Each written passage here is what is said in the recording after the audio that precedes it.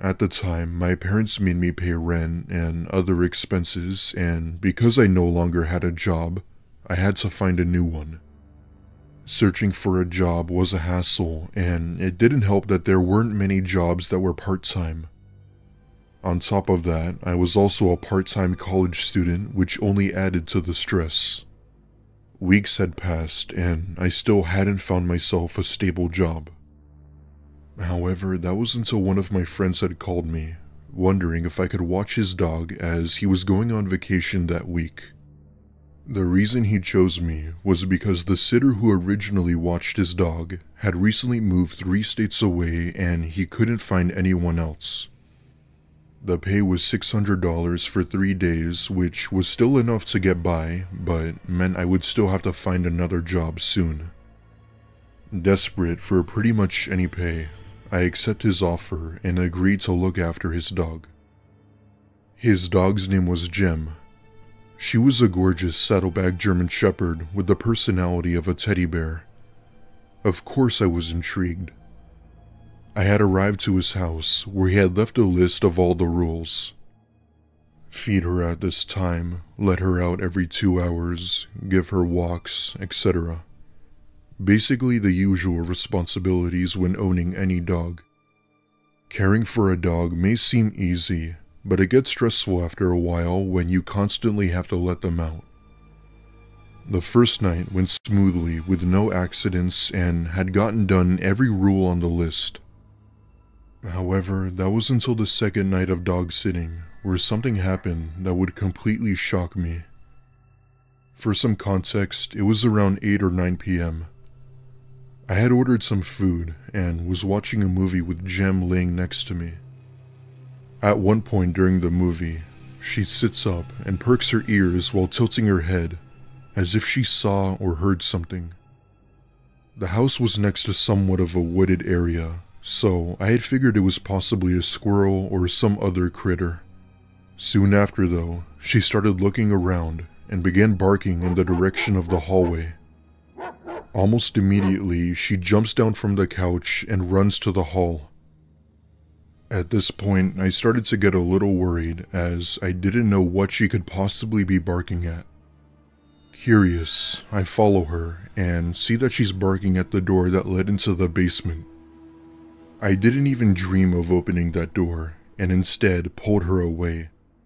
However, she wouldn't comply and pushed the door open, fleeing down the stairs. Darkness filled the basement, and so I get out my phone to help light my way down. This was before Apple had built-in flashlights, so I used my screen to illuminate whatever was down there. After feeling around for it, I find the light switch and see Jem sitting by a small closet door.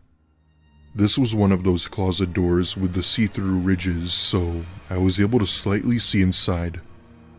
Ever so carefully, I approached the door and pulled Jem away, but not before taking a quick look inside. Staring back at me was an eye. Pretending not to notice, I drag her out of there and run to the living room to call the police. I tried my absolute best to whisper into the mouthpiece as I didn't want to make any noise. However, even with me being so quiet, it didn't help as Jem was still barking. As I'm on the phone with the operator, I begin to hear someone coming up the wooden steps from the basement. The person slowly knocks, as if it were a way to frighten me even more. All the while, Jem was barking her head off, trying to break down the basement door.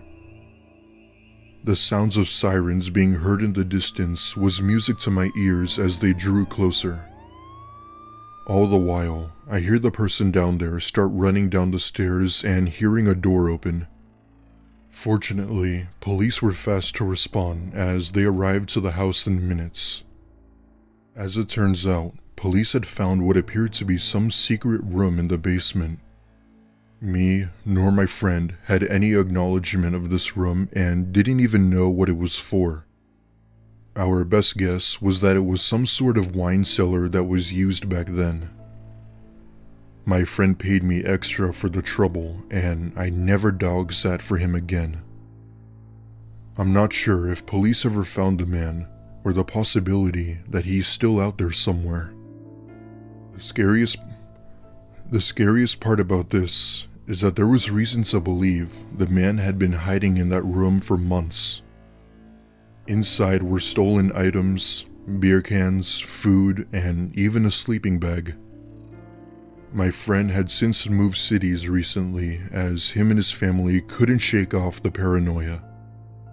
This just goes to show you that you can't even enjoy the safety and comfort of your own home.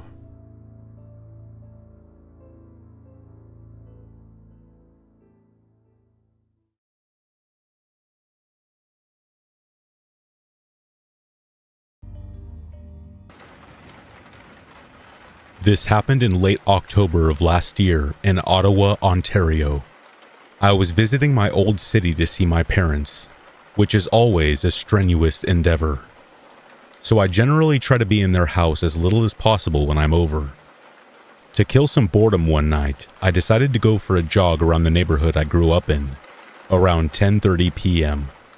I was really pushing myself as I quit drinking and was desperately trying to burn off the excess belly fat from being drunk and lazy during lockdown. I ran basically a huge circuit around the neighborhood, taking me through 3 parks. The third park I had to run through has no streetlights. It has one right in the middle, but Ottawa has a thing where random lights shut off, and this alternates across the city's power grid to save money and electricity. 9 times out of 10, it isn't shining. Now, this park is extremely dark, especially on a quiet October night with clear skies and dry ground. The road leading into it is well illuminated. This is a quaint, quiet, peaceful suburb. There has been some sketchy stuff that has happened in this little suburb, though. For example, just a 6-minute walk from my parents' house was one of the biggest drug busts our city has ever seen. Some gang with automatic illegal weapons, the whole shebang. There were also a couple of stabbings in other areas, but very spaced apart and generally resolved by the law immediately. All in all, it's a very quaint, safe, and clean place to raise a family. If I ever have kids or retire, Canada would be an ample place to do it. I have never once felt unsafe, especially in the neighborhood my parents lived in, as it's full of some very nice houses.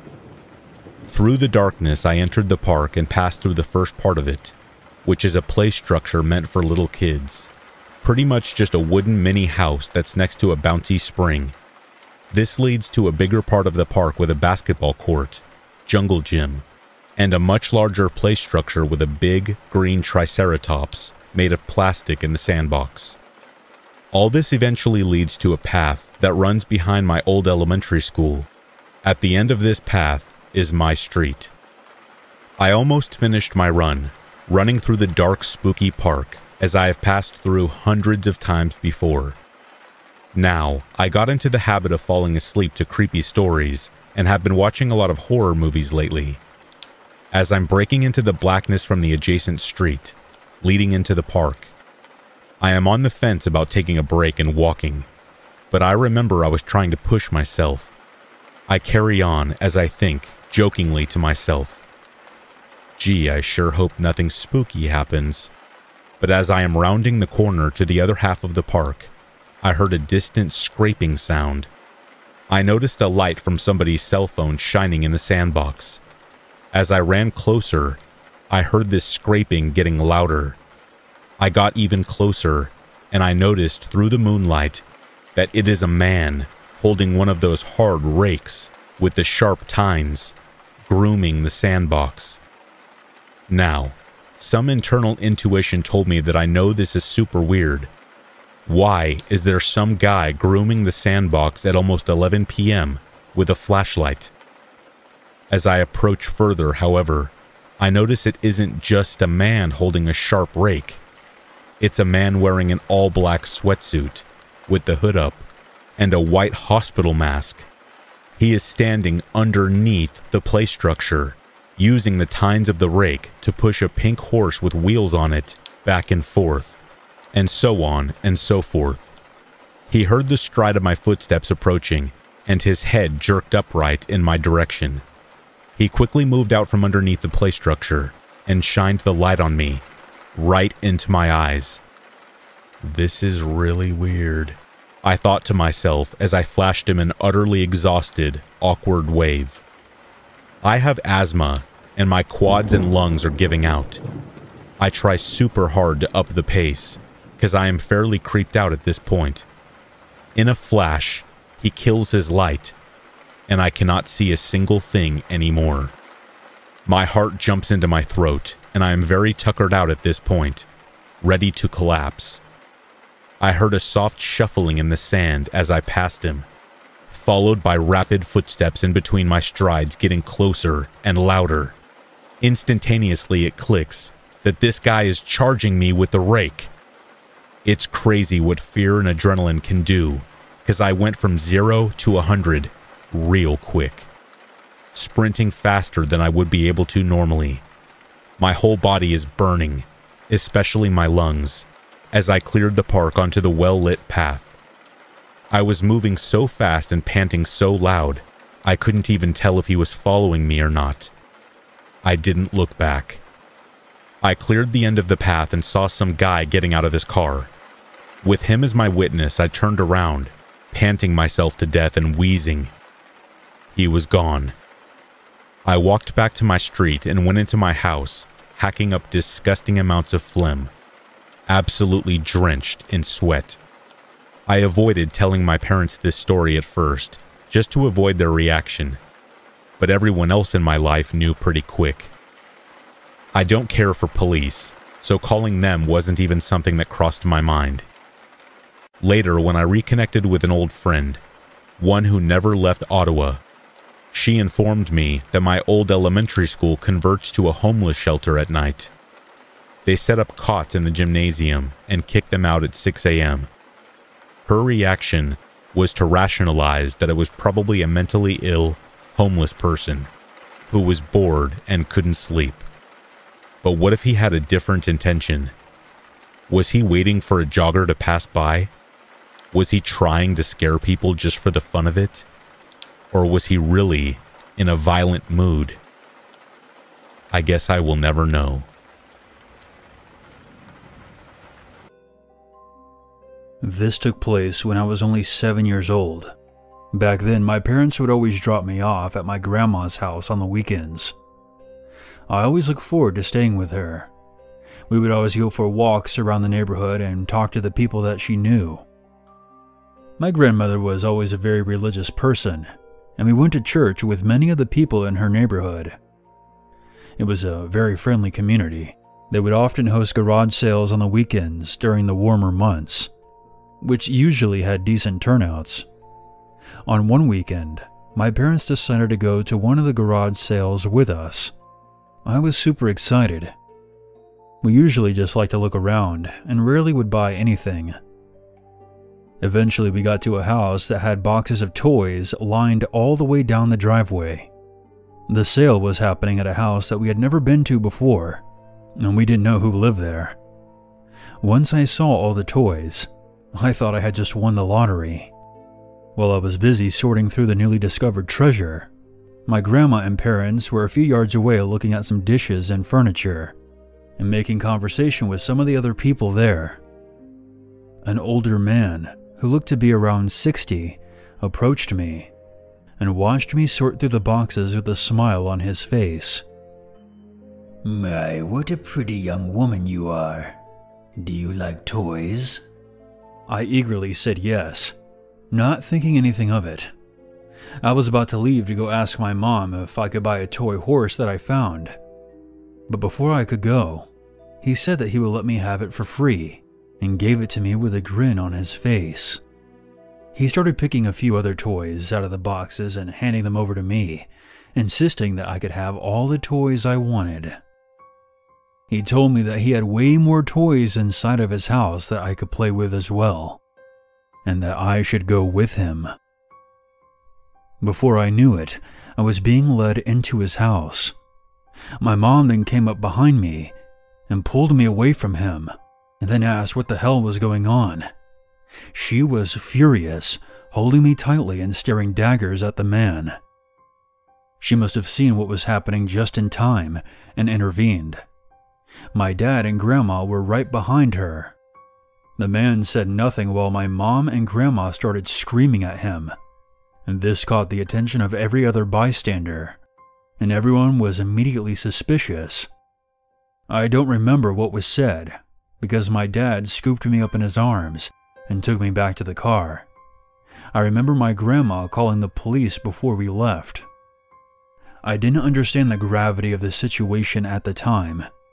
I found out many years later that the man had gone to the same church as my grandma and had participated in a lot of the events hosted by the church, including the youth events. Apparently, the police found loads of child pornography on his computer and was sent to prison shortly after. I'm 19 now, and it still creeps me out thinking about what could have happened to me if my mother didn't see what was going on. Thank God she did.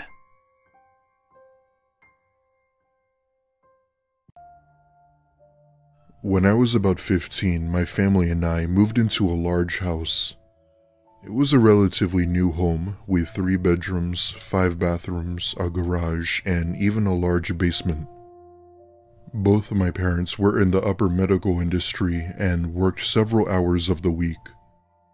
This meant that I would be home alone for the majority of the time while they were gone. I love staying alone as I like to think of myself as mature and adult-like. At the time, we lived in somewhat of a rural area of Knoxville, Tennessee. Those who have been to or live in Knoxville will probably relate to what I'm talking about. While it was a nice city, the crime rate was high, and during this story, I got a taste of what that looks like. One evening, I had come home from school and my parents were at work. Unfortunately, this was around the time where COVID was still rampant, so my parents had to work extra. 15-year-old me immediately hops onto Call of Duty to cure my boredom. I play some matches for a few hours or so before going up to my room and taking a nap. I'd say I slept for a good 2 hours or so before I awoke to a noise from the kitchen.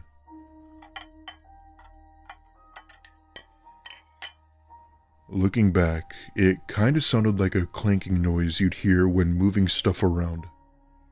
I wake up and take a look at my clock. It was around 7 p.m.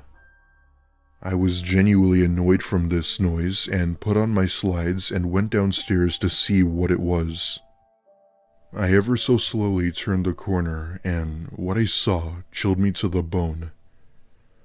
There, in the kitchen, was a woman going through our fridge. She had her back toward me, so she couldn't see me or know that I was there. To provide a little more detail, she was not at all a pleasant-looking woman. She looked homeless, and looking back, I'm pretty sure she was. She wore torn shorts, a tank top, and some sort of wristband. I put my hands over my mouth and slowly went back upstairs. As much as I wanted and needed to call the police, I couldn't as the only home phone we had was near the kitchen. Instead, I thought of another idea. My parents were friends with the neighbors from down the road, so I'd figured I'd go there and call the police. Now, I obviously couldn't have gone through the front door, so I did what anyone else would do. I opened my bedroom window and climbed out while gathering up the courage to fall. When I finally did, I hit the ground with only a sprained ankle and made my way over to the neighbors where I explained what happened. They, of course, instantly let me in to use their phone to call 911.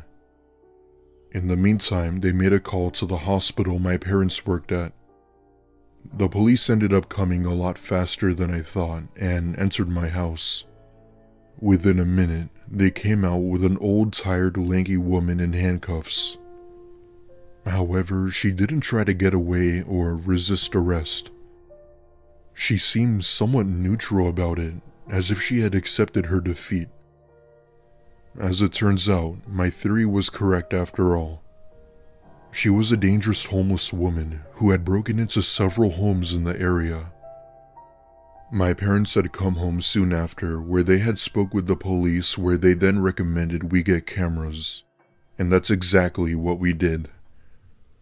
The next day, my dad went out and installed a high-tech security system around the house. Surprisingly enough, the story didn't end there. It wasn't until a few nights ago where I had brought up the incident to my mom and asked if she remembered about it. Her eyes went wide with this look of fear and worry. When I asked what the matter was, she sat me down, held my hands, and said she was gonna tell me something I didn't know. When her and my dad were talking to the cops that day, the cops had mentioned something that would shock them to their core. When they had entered my house, they had found a woman standing outside of my bedroom door. In her hand was one of our kitchen knives that she appeared to have been gripping tightly. Let's just say that if I hadn't jumped out of my window, things probably wouldn't have ended well for me. Thankfully, we hadn't had any break-ins as of today, and I hope it stays that way.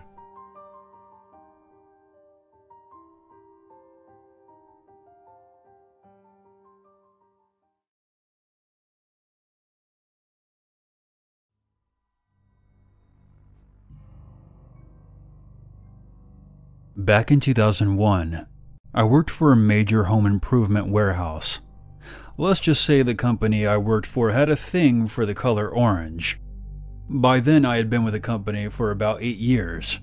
My previous position was with HR, an assistant to the regional and store managers. The company eliminated that position, so I asked to be transferred to the RTV department, which stands for Return to Vendor. The girl who was working in that position gave her 2 weeks' notice, so the timing was perfect. The job was to work with the different vendors to get credit back to the store for defective merchandise. Our company had a pretty liberal return policy back in 2001, and some people brought back some strange things like garbage disposal units infested with maggots, old plug-in drills that weren't even being manufactured, you could always tell by the serial numbers, defective lawnmowers, and half-put-together shelves. I've seen it all. My RTV cage, as they called it, was located in the receiving department at the back of the store. It was a 12-foot-high chain-link fence with a swinging door entrance, which I would lock when I would go on lunch break or checked out for the day. I had my computer up on a makeshift stand, where I would process the credits and have vendors sign off on them. You wouldn't be able to see into the cage from outside due to all the bins holding the defective merchandise. One day, a vendor came in for some defective molding. I was standing at my computer with my back towards the guy as he inspected the merchandise, both the product and mine apparently. He then told me, "I'll give you credit for everything here." I was about to turn around and say, "Awesome, thanks," but was surprised with a flesh-colored, wrinkled, phallic-shaped hardware hanging out of his zipper. And he just stood there with his hands on his hips, so that I knew it didn't just fall out. I turned around back to my computer, and I felt faint. I thought, did that just happen? Without turning back around, I handed him the RTV paper to sign, and he said, "See you in a couple of weeks." I took some time in the cage to compose myself, and then walked to the manager's office and informed him about the situation. I also called the MOD. They like their acronyms. And his reply was, "Well, what do you expect?" And then started laughing. Since this was 20 years ago, I'll go ahead and say that I was pretty cute back then. Tan, fit, always had my hair and makeup done. No matter what I looked like, I didn't expect that from someone I had to do business with. The MOD insinuated that I should expect and accept treatment like that from time to time, and they weren't going to do anything about it. I called the company that the hot dog flasher worked for, and they said, "We'll look into it." Fast forward a few weeks later, and a coworker approached me and asked, "Did you hear? That molding dude did the same thing to a cashier. Now he can't come back into the store anymore." So, that son of a bitch didn't get fired? Apparently not. Looking back on this whole thing, I should have sued them. I'd probably be rich by now. Maybe I should have just laughed and said, "That's all you've got? I've seen bigger ones on newborn babies." But hindsight is always 20/20. In the moment, I froze, because that was the last thing I ever expected to happen.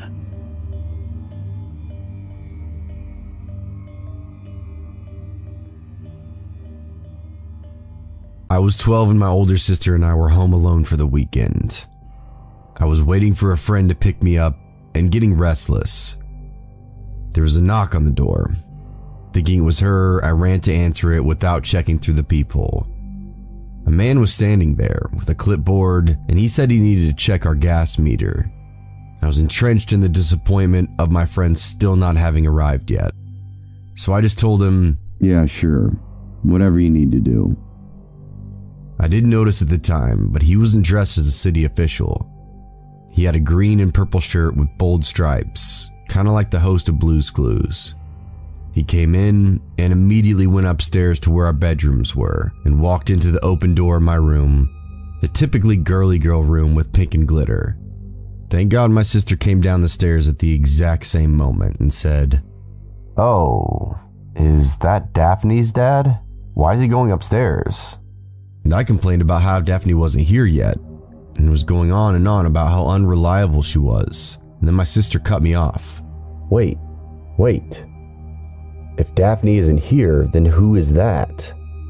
I said, he said he was here to read the gas meters. Her face turned white.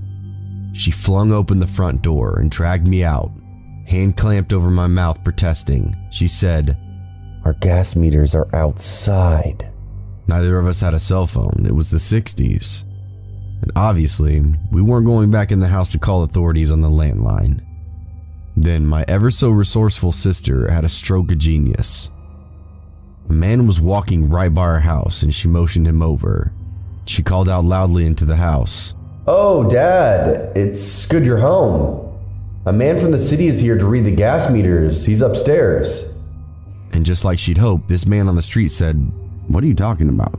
The man in the striped shirt bolted out of that house. The man on the street asked us repeatedly if we were okay, if we needed him to stay and wait in the yard with us until our parents got home. He was very sweet. We were so startled that we barely thanked him before slamming and locking the doors along with the windows. As irate as my sister was that I let someone in the house, she begged me not to call the authorities because my parents left her in charge and she worried she'd be in trouble. I didn't want to catch any heat from carelessly allowing some random guy inside, so I was on the same page. 3 weeks later, a girl in our community went missing, with the same MO. She was home alone, and the authorities found the door open and no signs of forced entry. My sister and I discussed our options, but deep down we knew we had no choice but to come clean. We told the police everything. I don't know if it ever helped, but they did tell us they had reason to believe it was the same man. They also tracked down the man who helped us on the street. It turns out we already knew him. He worked in the butcher shop. We just didn't recognize him. He was lifelong friends with our family after that. Our parents were definitely mortified. They weren't angry with us, just glad we were okay. Though they did review all the rules of caution and didn't let us leave home alone for a while.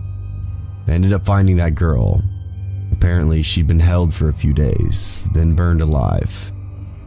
They never caught that man, but fear not. He appeared to be in his early 30s in the 1960s, so in any case, he has to be dead by now. I just thank God every day for my sister's resourcefulness and quick action. So this happened yesterday, and I'm still pretty shaken up. Just for some backstory, I'm a 25-year-old female, and my boyfriend and I both have jobs where we can work from home and in an office. I was extremely tired yesterday morning, so I decided to work from home as my boyfriend went into the office. So I was alone all day with just my dog and cat at home with me. The day was normal as any other workday from home that I've taken until about 1:30 p.m. This is where things took a turn. I had just hopped into a work meeting when my doorbell rang. We have one of those Ring doorbells with a camera, and it notifies my boyfriend's phone that someone's at the door. I texted my boyfriend, and I asked if he could check who it was, and he said it was an older man who looked kind of sketchy and did not answer the door. So I ignore the door and go back to my meeting. 20 minutes later, I'm done with my meeting, and I decided to check my phone. I always keep my phone on Do Not Disturb while I'm working, and as soon as I checked it, I noticed all of the calls and texts that I'd missed from my boyfriend. Panicked, I immediately called him back, and he frantically asked me why I haven't been answering. I told him I was in a work meeting, and he tells me to look out the window, as the man hasn't left our property yet. I very quietly walk over to the front windows of our house and peek out, and sure enough, the man's in our driveway. He had parked his old beat-up truck next to our car in our driveway, and he was looking back and forth very sketchily. He had on dirty jeans and a dirty gray tank top. I immediately run back to our bedroom, and at this point, my heart is pounding in my chest. I tried to comfort myself by just saying that maybe he had the wrong house, but no. The man began looking through our windows trying to see inside, and he proceeded to try and open our back gate, which was locked. As I mentioned earlier, I have a large dog, and at this point, my dog is snapping and growling at the front door. As I still had my boyfriend on the phone, and he was actively watching the man on the camera app on his phone, I asked him what I should do since I was in full panic mode and completely alone. "Call 911, he firmly said. I did as he said, and with shaky hands I called. While I waited for the police to arrive, I texted my mom to let her know of the situation, and she immediately dropped what she was doing and said she was on her way. The man was still snooping around the house and looking through our windows. At this point, I had no idea what his intentions were, and by the looks of it, they didn't seem good, and I was really afraid he would see me. As soon as the man saw the police coming down the road, he hopped in his truck and sped off. I ran outside to the officer, and at this point, my mom had arrived as well. In tears, I explained what happened, and thankfully my mom got the man's license plate number. The police took his license plate number as well as description, and they told me they'd be on lookout for him. I know this may not seem as scary as some of the other stories here, but when you're alone and there's a man looking through your windows and not leaving your property, you have no idea what his intentions are, and it's absolutely terrifying. I wasn't able to sleep last night because I was so terrified, thinking he would come back to try and finish what he started. I'm hoping the police call me with an update since we had the license plate number, and if they do, I will provide an update. And to the strange man who wouldn't leave my property, please don't come back again. This happened when I was 17. I'm 22 now, and still thinking about it haunts me to this day. I was at my house on a Friday night. My mother was out of town for the weekend visiting some friends, so I had the house all to myself for the weekend. That night, I invited my friend Dan over for the night, and we decided to watch a scary movie. We got some snacks and soda, and we then turned on my favorite horror movie of all time, which is Drag Me to Hell.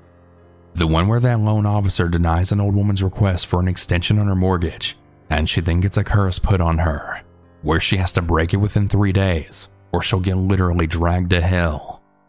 Anyways, about an hour into the movie, me and Dan were having a good time and laughing at random shit in the movie.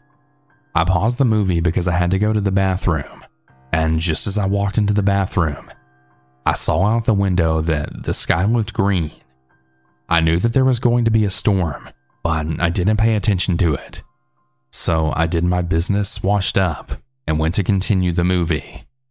Well, after the movie was over, me and Dan got an alert on our phones. The alert said that there was going to be a tornado warning until 7:45 p.m. and to seek shelter now, and that the threat level was really extreme. We immediately left the house to get to the storm shelter in the trailer park. Yeah, I lived in a trailer park at the time, so we had to evacuate the trailer. Just as we got to the storm shelter, that was when all of the sirens started to go off and the wind started to get violent. The owner of the trailer park unlocked the shelter, and us and everyone else in the trailer park got inside of it. We went down to the basement and all huddled. About 10 minutes later, the power went out, and we could all hear the wind getting really violent, and what sounded like a freight train shook the whole building. It shook so violently that I actually thought it was going to collapse. I started crying, and I thought we were going to die. Me, Dan, and everyone else in the shelter started freaking out. There were 5 loud crashing sounds that came from outside. I was so terrified that I felt like I was going to shit myself. We then heard a loud roar of the tornado's wind from outside through the structure of the building. Then about 10 minutes of noise later, it stopped. We were then given the all clear. We all left the shelter, and from the damage we all saw, I couldn't believe it. To say the damage was crazy is an understatement. There were a few cars flipped upside down, a couple of trees were uprooted, and 3 houses were damaged. 2 others were completely leveled, and another house had a car crash into it. Me and Dan hugged each other tightly while crying hysterically, because we were really glad to be alive. We were probably doing this for about 15 minutes. Then we walked back to my house. Luckily, all it had was just a little bit of side damage. Dan also lived in the trailer park at the time. Dan's mom and sister said when they got back to their house, there was damage to the roof. I invited Dan to spend the night at my house tonight. He agreed since he was still terrified. His mom and sister were cool with it too. I know this isn't the typical story with a creeper, but it was still terrifying, and I will never forget that day. So this happened yesterday, and I'm still pretty shaken up. Just for some backstory, I'm a 25-year-old female, and my boyfriend and I both have jobs where we can work from home and in an office. I was extremely tired yesterday morning, so I decided to work from home as my boyfriend went into the office. So I was alone all day with just my dog and cat at home with me. The day was normal as any other workday from home that I've taken until about 1:30 p.m. This is where things took a turn. I had just hopped into a work meeting when my doorbell rang. We have one of those Ring doorbells with a camera, and it notifies my boyfriend's phone that someone's at the door. I texted my boyfriend, and I asked if he could check who it was, and he said it was an older man who looked kind of sketchy and did not answer the door. So I ignore the door and go back to my meeting. 20 minutes later, I'm done with my meeting, and I decided to check my phone. I always keep my phone on Do Not Disturb while I'm working, and as soon as I checked it, I noticed all of the calls and texts that I'd missed from my boyfriend. Panicked, I immediately called him back, and he frantically asked me why I haven't been answering. I told him I was in a work meeting, and he tells me to look out the window, as the man hasn't left our property yet. I very quietly walk over to the front windows of our house and peek out, and sure enough, the man's in our driveway. He had parked his old beat-up truck next to our car in our driveway, and he was looking back and forth very sketchily. He had on dirty jeans and a dirty gray tank top. I immediately run back to our bedroom, and at this point, my heart is pounding in my chest. I tried to comfort myself by just saying that maybe he had the wrong house, but no. The man began looking through our windows trying to see inside, and he proceeded to try and open our back gate, which was locked. As I mentioned earlier, I have a large dog, and at this point, my dog is snapping and growling at the front door. As I still had my boyfriend on the phone, and he was actively watching the man on the camera app on his phone, I asked him what I should do since I was in full panic mode and completely alone. "Call 911, he firmly said. I did as he said, and with shaky hands I called. While I waited for the police to arrive, I texted my mom to let her know of the situation, and she immediately dropped what she was doing and said she was on her way. The man was still snooping around the house and looking through our windows. At this point, I had no idea what his intentions were, and by the looks of it, they didn't seem good, and I was really afraid he would see me. As soon as the man saw the police coming down the road, he hopped in his truck and sped off. I ran outside to the officer, and at this point my mom had arrived as well. In tears, I explained what happened, and thankfully my mom got the man's license plate number. The police took his license plate number as well as description, and they told me they'd be on lookout for him. I know this may not seem as scary as some of the other stories here, but when you're alone and there's a man looking through your windows and not leaving your property, you have no idea what his intentions are, and it's absolutely terrifying. I wasn't able to sleep last night because I was so terrified, thinking he would come back to try and finish what he started. I'm hoping the police call me with an update since we had the license plate number, and if they do, I will provide an update. And to the strange man who wouldn't leave my property, please don't come back again.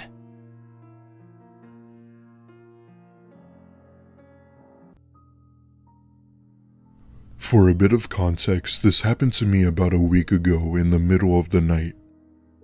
I'm a 27-year-old male and live alone in a small one-bedroom house in our rural area of Idaho. I was never the type to enjoy cities, nor was I the type to be around a lot of people. I just wanted a nice and quiet life, which is why I chose Idaho. Just this past week, I experienced something while home alone that I just had to write about. It was around 8 p.m. and I was at home cleaning the house when I hear my washing machine ring, letting me know that my clothes were done. My washer and dryer are both located in the basement of my home, so I went down there while turning on the light when I noticed something odd. One of the shelves that had been up was now face down with tons of my tools scattered around the floor. This was strange as it was pretty sturdy. Why I didn't hear it fall over, I don't know, but I stand it back up and tend to my laundry. I take out my clothes and put them into the dryer, and the second I do, the shelf from behind me falls over and creates a loud crash. I instantly turn around to face the direction of where the shelf had fallen, and there, standing next to it, was a tall, lanky man with a disturbing grin. He wore a white shirt, baggy pants, and just simply looked dead inside, as if he were extremely tired. I wasn't sure what it was, but something about this man really creeped me out, and not to mention that he kinda looked like L from Death Note. The minute I laid eyes on him, I let out a, "Who the hell are you?" in a short, scared, angry tone. He gave no response and just kind of stood there looking at me, staring into my soul. Figuring he might have been in the possession of drugs, I calmly asked him if he needed help or was lost. Even with my calm approach, he still didn't talk or even move. Not knowing what to do, I call police and tell them my situation.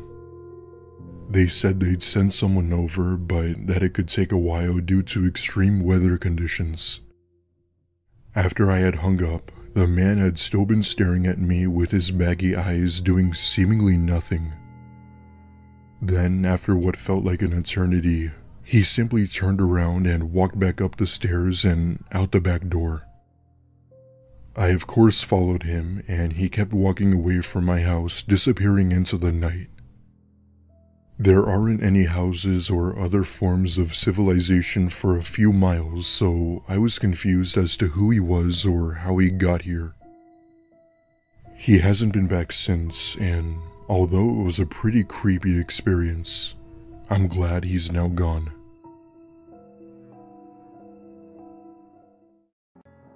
For context, I'm a girl, and the story took place when I was 18 years old.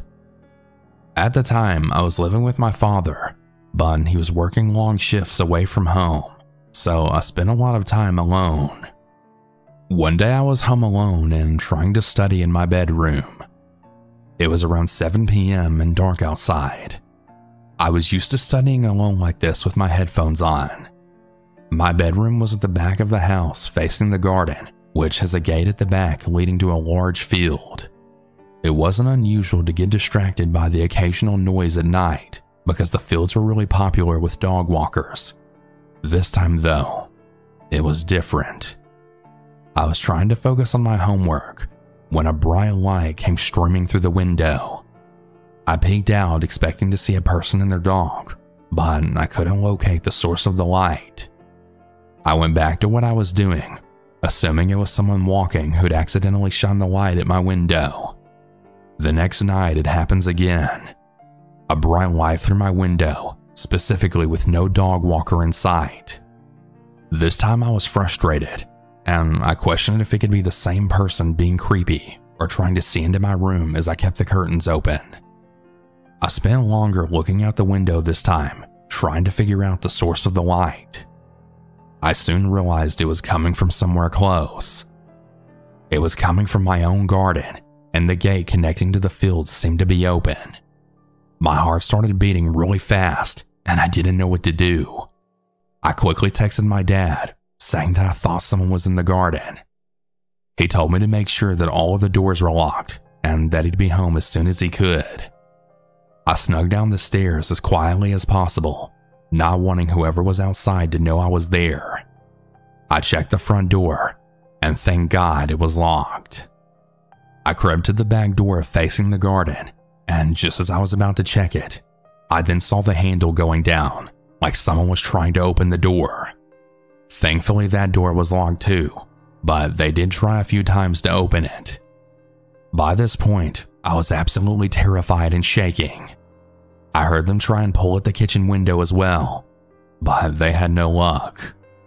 I tried to get a look at the person, but all I could tell was that they were white and tall. It was too dark to pick out any features.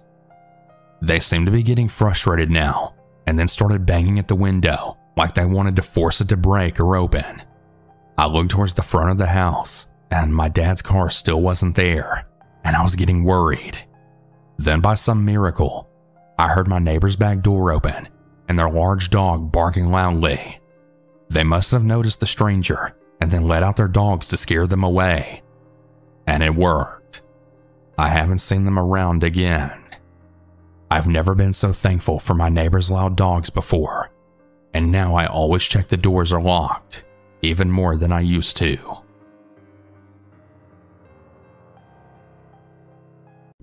Game off star is typing. Is anyone else bored? I don't want to play Gmod anymore, and I don't want to play 4 more hours of Battlefield 1. JRev13 is typing. Nah, man. I'm having fun. It's just you. LMI Legend is typing. Yeah, I'm bored too. Let's go do some other shit. I leaned back in my chair and closed my eyes. It was 4 a.m. and I had school tomorrow. My friends finally convinced me to pull an all-night gaming marathon. I sighed, knowing that I would regret this in the morning, and finally forced myself to open my eyes. We gotta pass the time somehow. We got like 2.5 hours left until school. What do you guys suggest? Hey, how about World of Tanks? I thought about it for a second, but World of Tanks was really not my type of game. If anything, I wanted to play some Rainbow Six Siege, but nobody else in my group liked it. They thought it was really slow-paced and wasn't a lot of fun. Yeah, no, f*** World of Tanks. Too gritty anyways, and not fun enough to grind for good tanks. Yeah, man, I guess I can agree with that. Hey, can we start a group call or something? I'm sick of typing. Hell no. My ears hurt from wearing this headset for 8 hours, and I don't want to hear you guys talking into it. I just want to play. Sound off, KK? Martin has joined this room. Who the f is Martin? I got no clue. Who invited him? Yeah, not me. Hey Martin, who the f are you? Martin is typing. Hello, friend. Alright, which one of you guys is using an alternate account? I'm not prone to spooks. Good effort, though. Hey man, I'm not doing it. Yeah, same here. Kick him, maybe? Yeah, I got it. I place my hand on the mouse and click on Martin's name.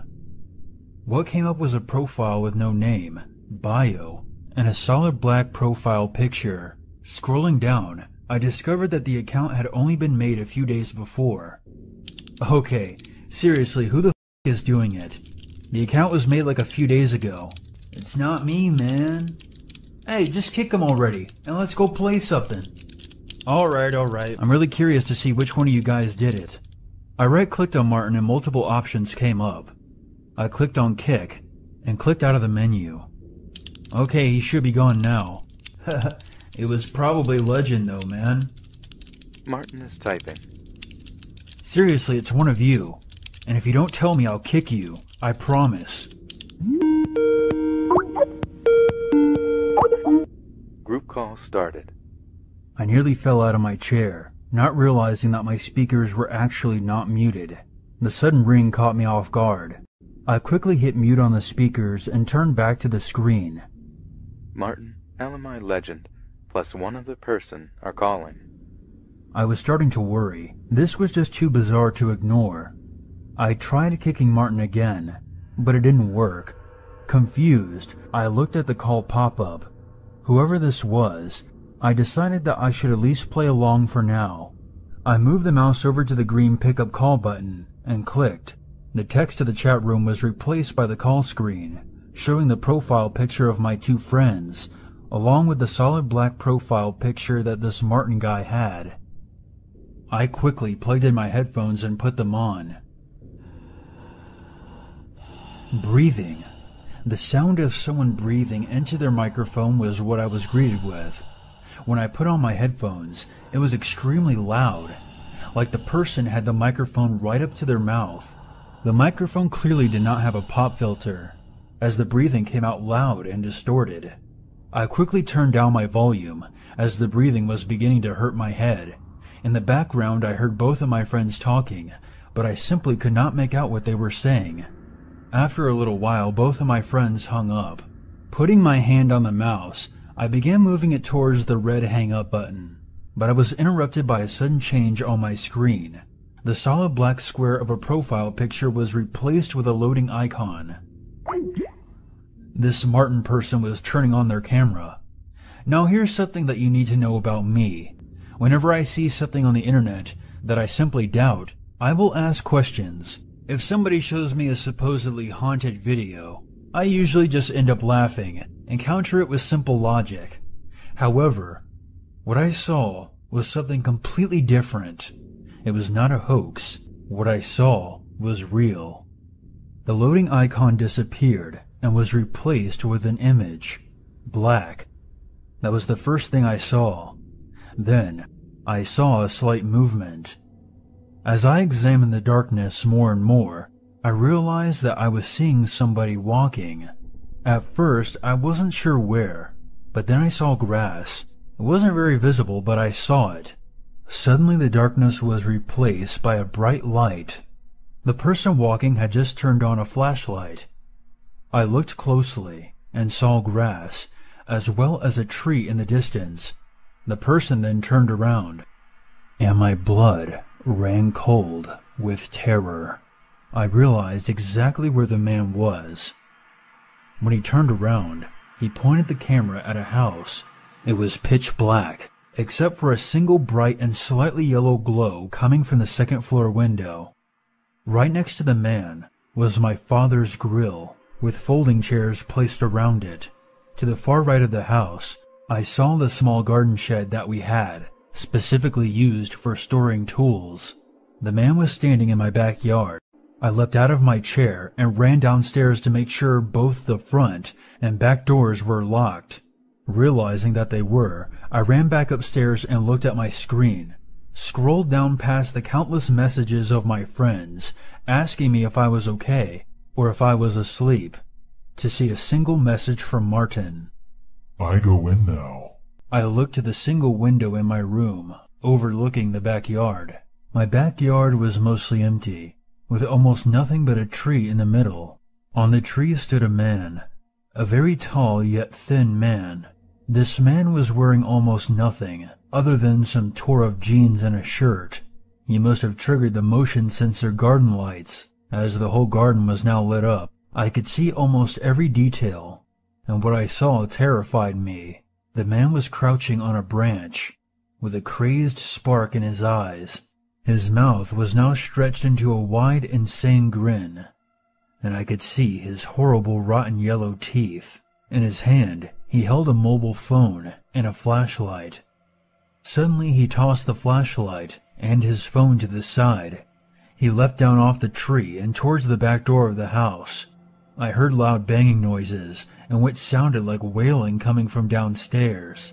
My parents burst through my door, asking me what the hell was going on. My younger brother stood by their side, grasping at my father's leg. I didn't know what to say, so I just told them that there was a man downstairs trying to get in. They rushed downstairs and told me to lock my brother in the upstairs bathroom. Holding my brother's hand, we walked together towards the bathroom, closing and locking the door. I sprinted downstairs towards the back door and almost vomited. The insane man was dragging the body of my father along the ground. I screamed and locked the back door, only to see the insane man dash towards the door, through the door's window. Stumbling back in fear, I ran to the upstairs bathroom and asked my brother to unlock the door. He complied, and I rushed in, locking it behind me. I have been sitting in this damned bathroom for hours, with nothing but my brother and my laptop. My little brother keeps telling me that he's hungry. I don't know if I can take much more of this, but starving to death seems better than confronting that monster. My laptop is almost dead now, and I don't know what to do. A few hours back, I heard the sound of a window sliding open, and for the last hour I've been hearing this insane babbling, as well as the sound of footsteps, and it sounds as if this thing is running all over the house, looking for us. The worst part is 5 minutes ago it all stopped. I no longer heard footsteps or the insane babbling. The banging is gone as well. The worst part is that deep down, I want those sounds to come back, because anything is better than listening to this thing sit patiently outside my door, breathing and scratching at the handle.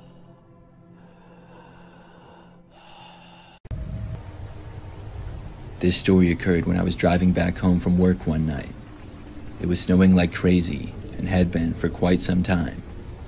I got off of work late, which was not good news for me, because when I got back to my car, I had to clear off all of the snow with a snow scraper, and there was probably like 3 or 4 inches on top of it already. Then I got inside my car and left, and quickly realized that the driving conditions were not safe at all.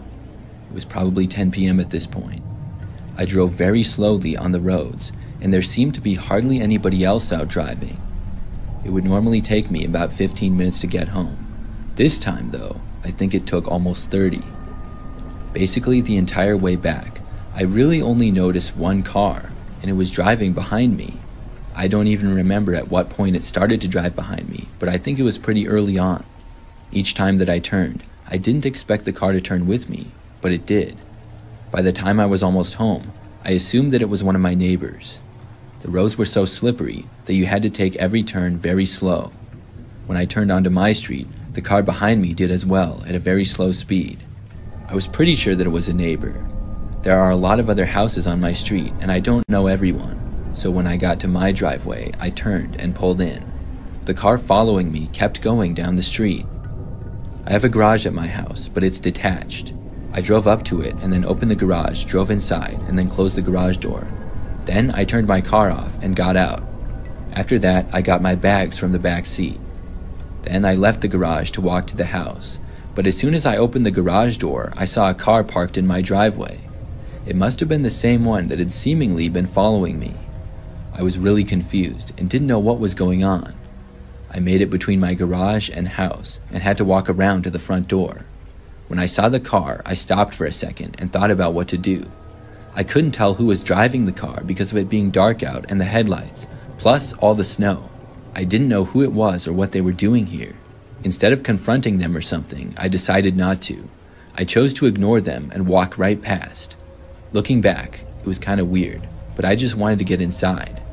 I figured they would probably drive away, plus it was snowing and it was safer inside. I turned and began walking along the front of my house to the door. When I was about halfway there, I heard the door to the car open. Whoever had been inside must have gotten out. I kept walking and didn't bother to turn around, and when I just about made it to my front door, finally decided to look over. When I did, I saw a man standing there next to the car, wearing a really creepy-looking clown mask. It sent a shiver down my spine. I hurried and unlocked the door and then got inside. He didn't move though. He just stood there. It was really creeping me out, and after getting inside, I went to the other end of the house. I wanted to just ignore it. When I went back a few minutes later, he was gone. The car and the guy in the clown mask. I was happy to see that, but the whole situation still seemed really odd to me. Why would somebody follow me in that bad of a snowstorm? The driving conditions were terrible. Then he just stood there staring at me like a complete weirdo. It's something that still leaves me wondering today.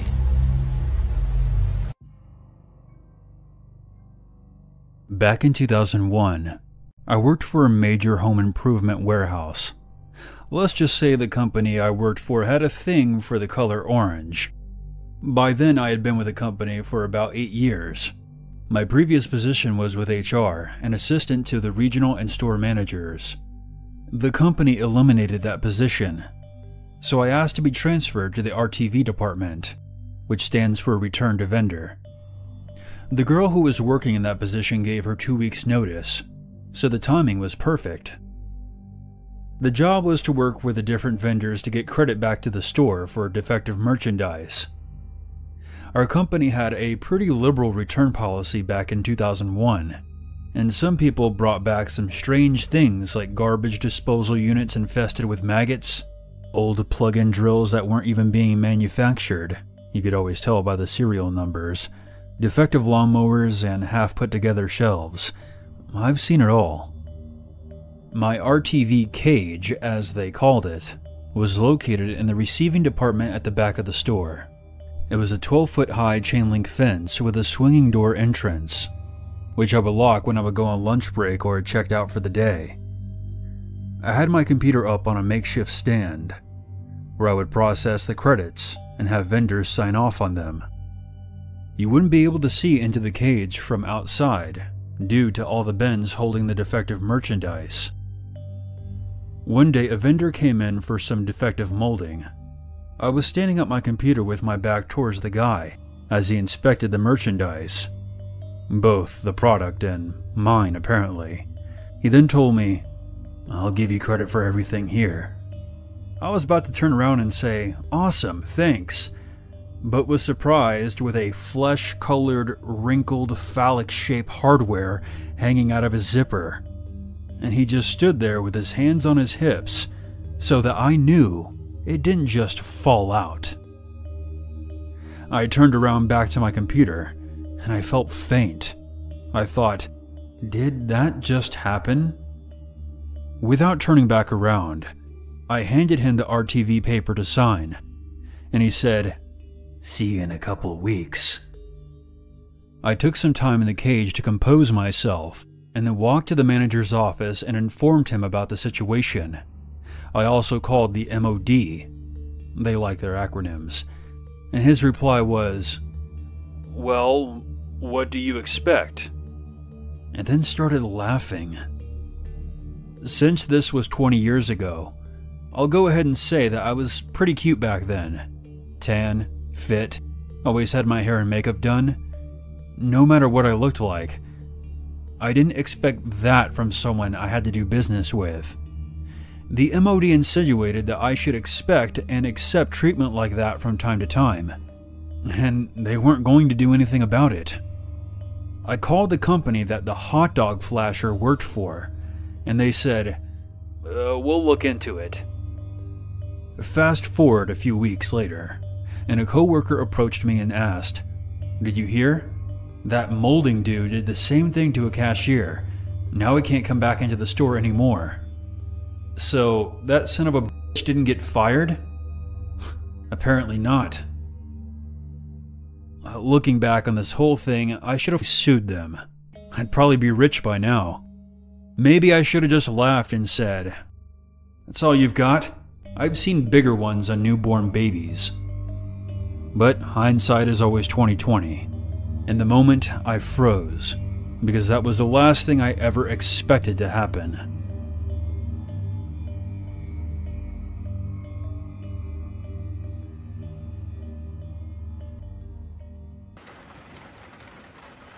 This happened in late October of last year in Ottawa, Ontario.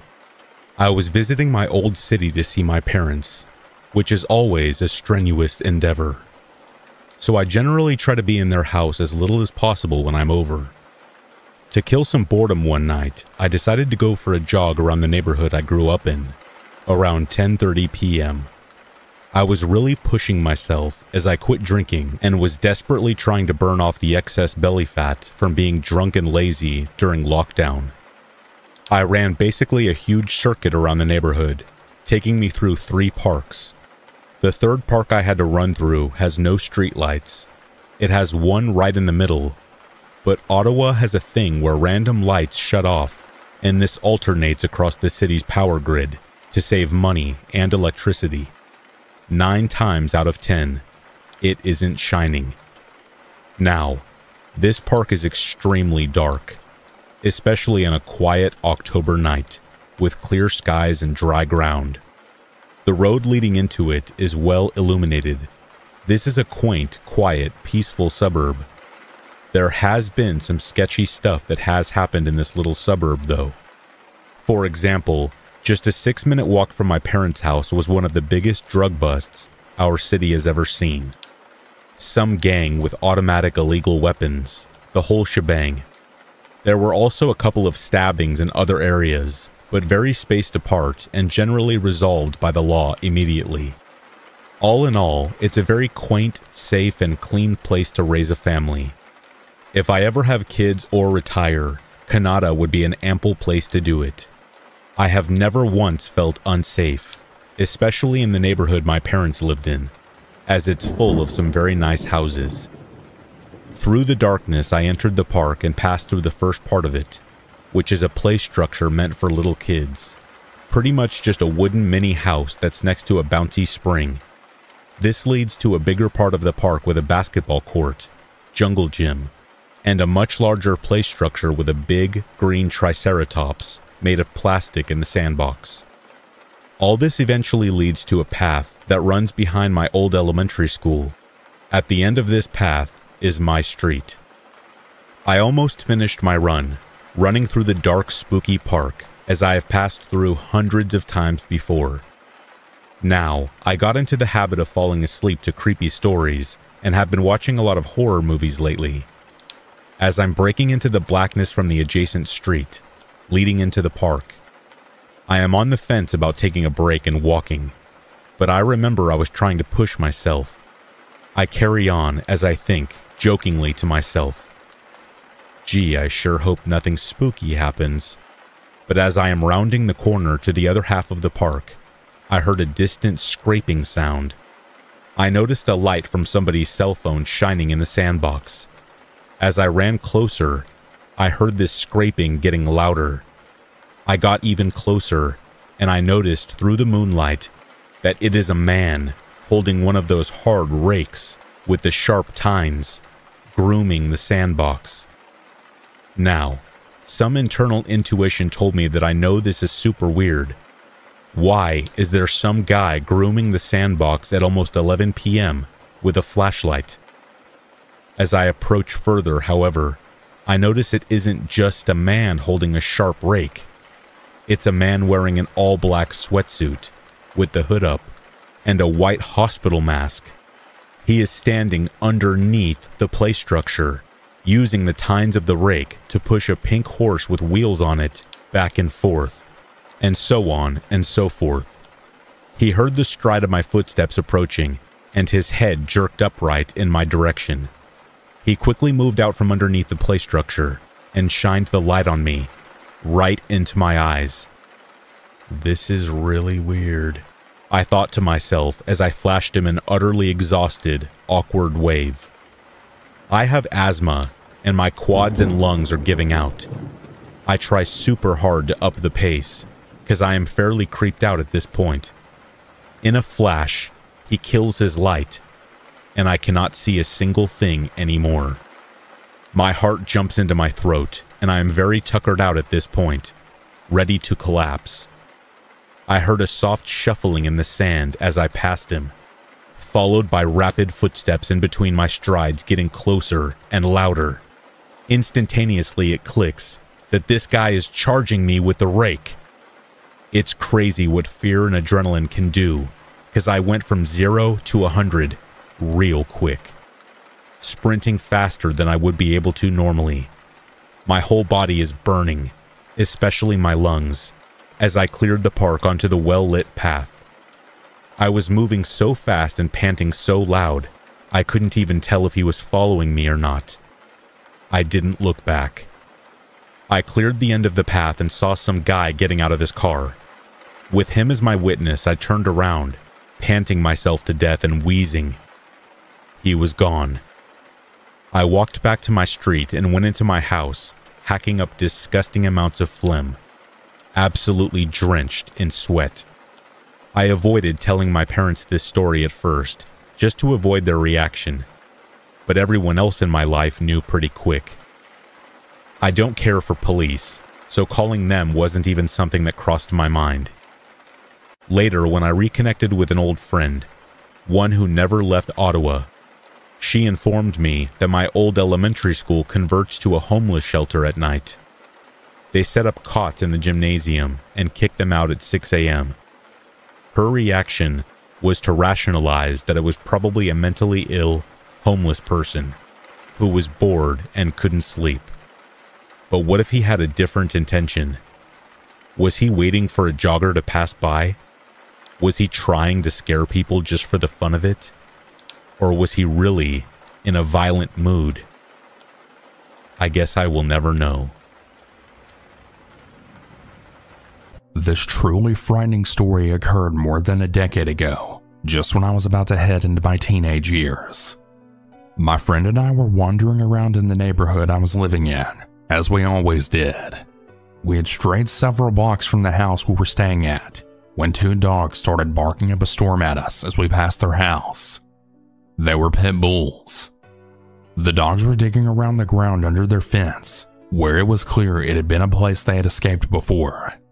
We could tell the dogs were about to break out, so my friend and I started running.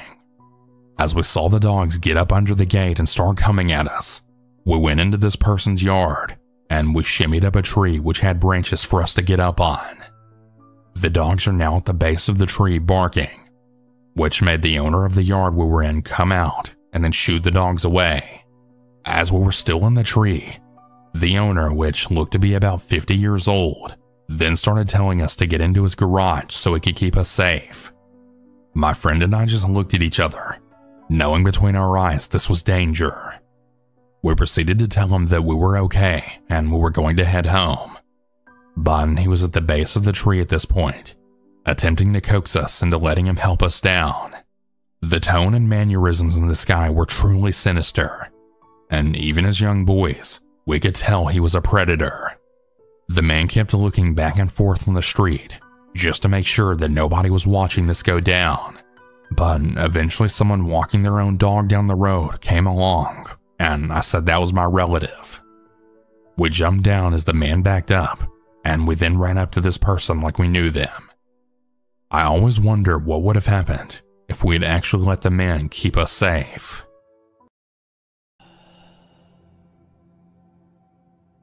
It's been a few months since my life has gone back to normal.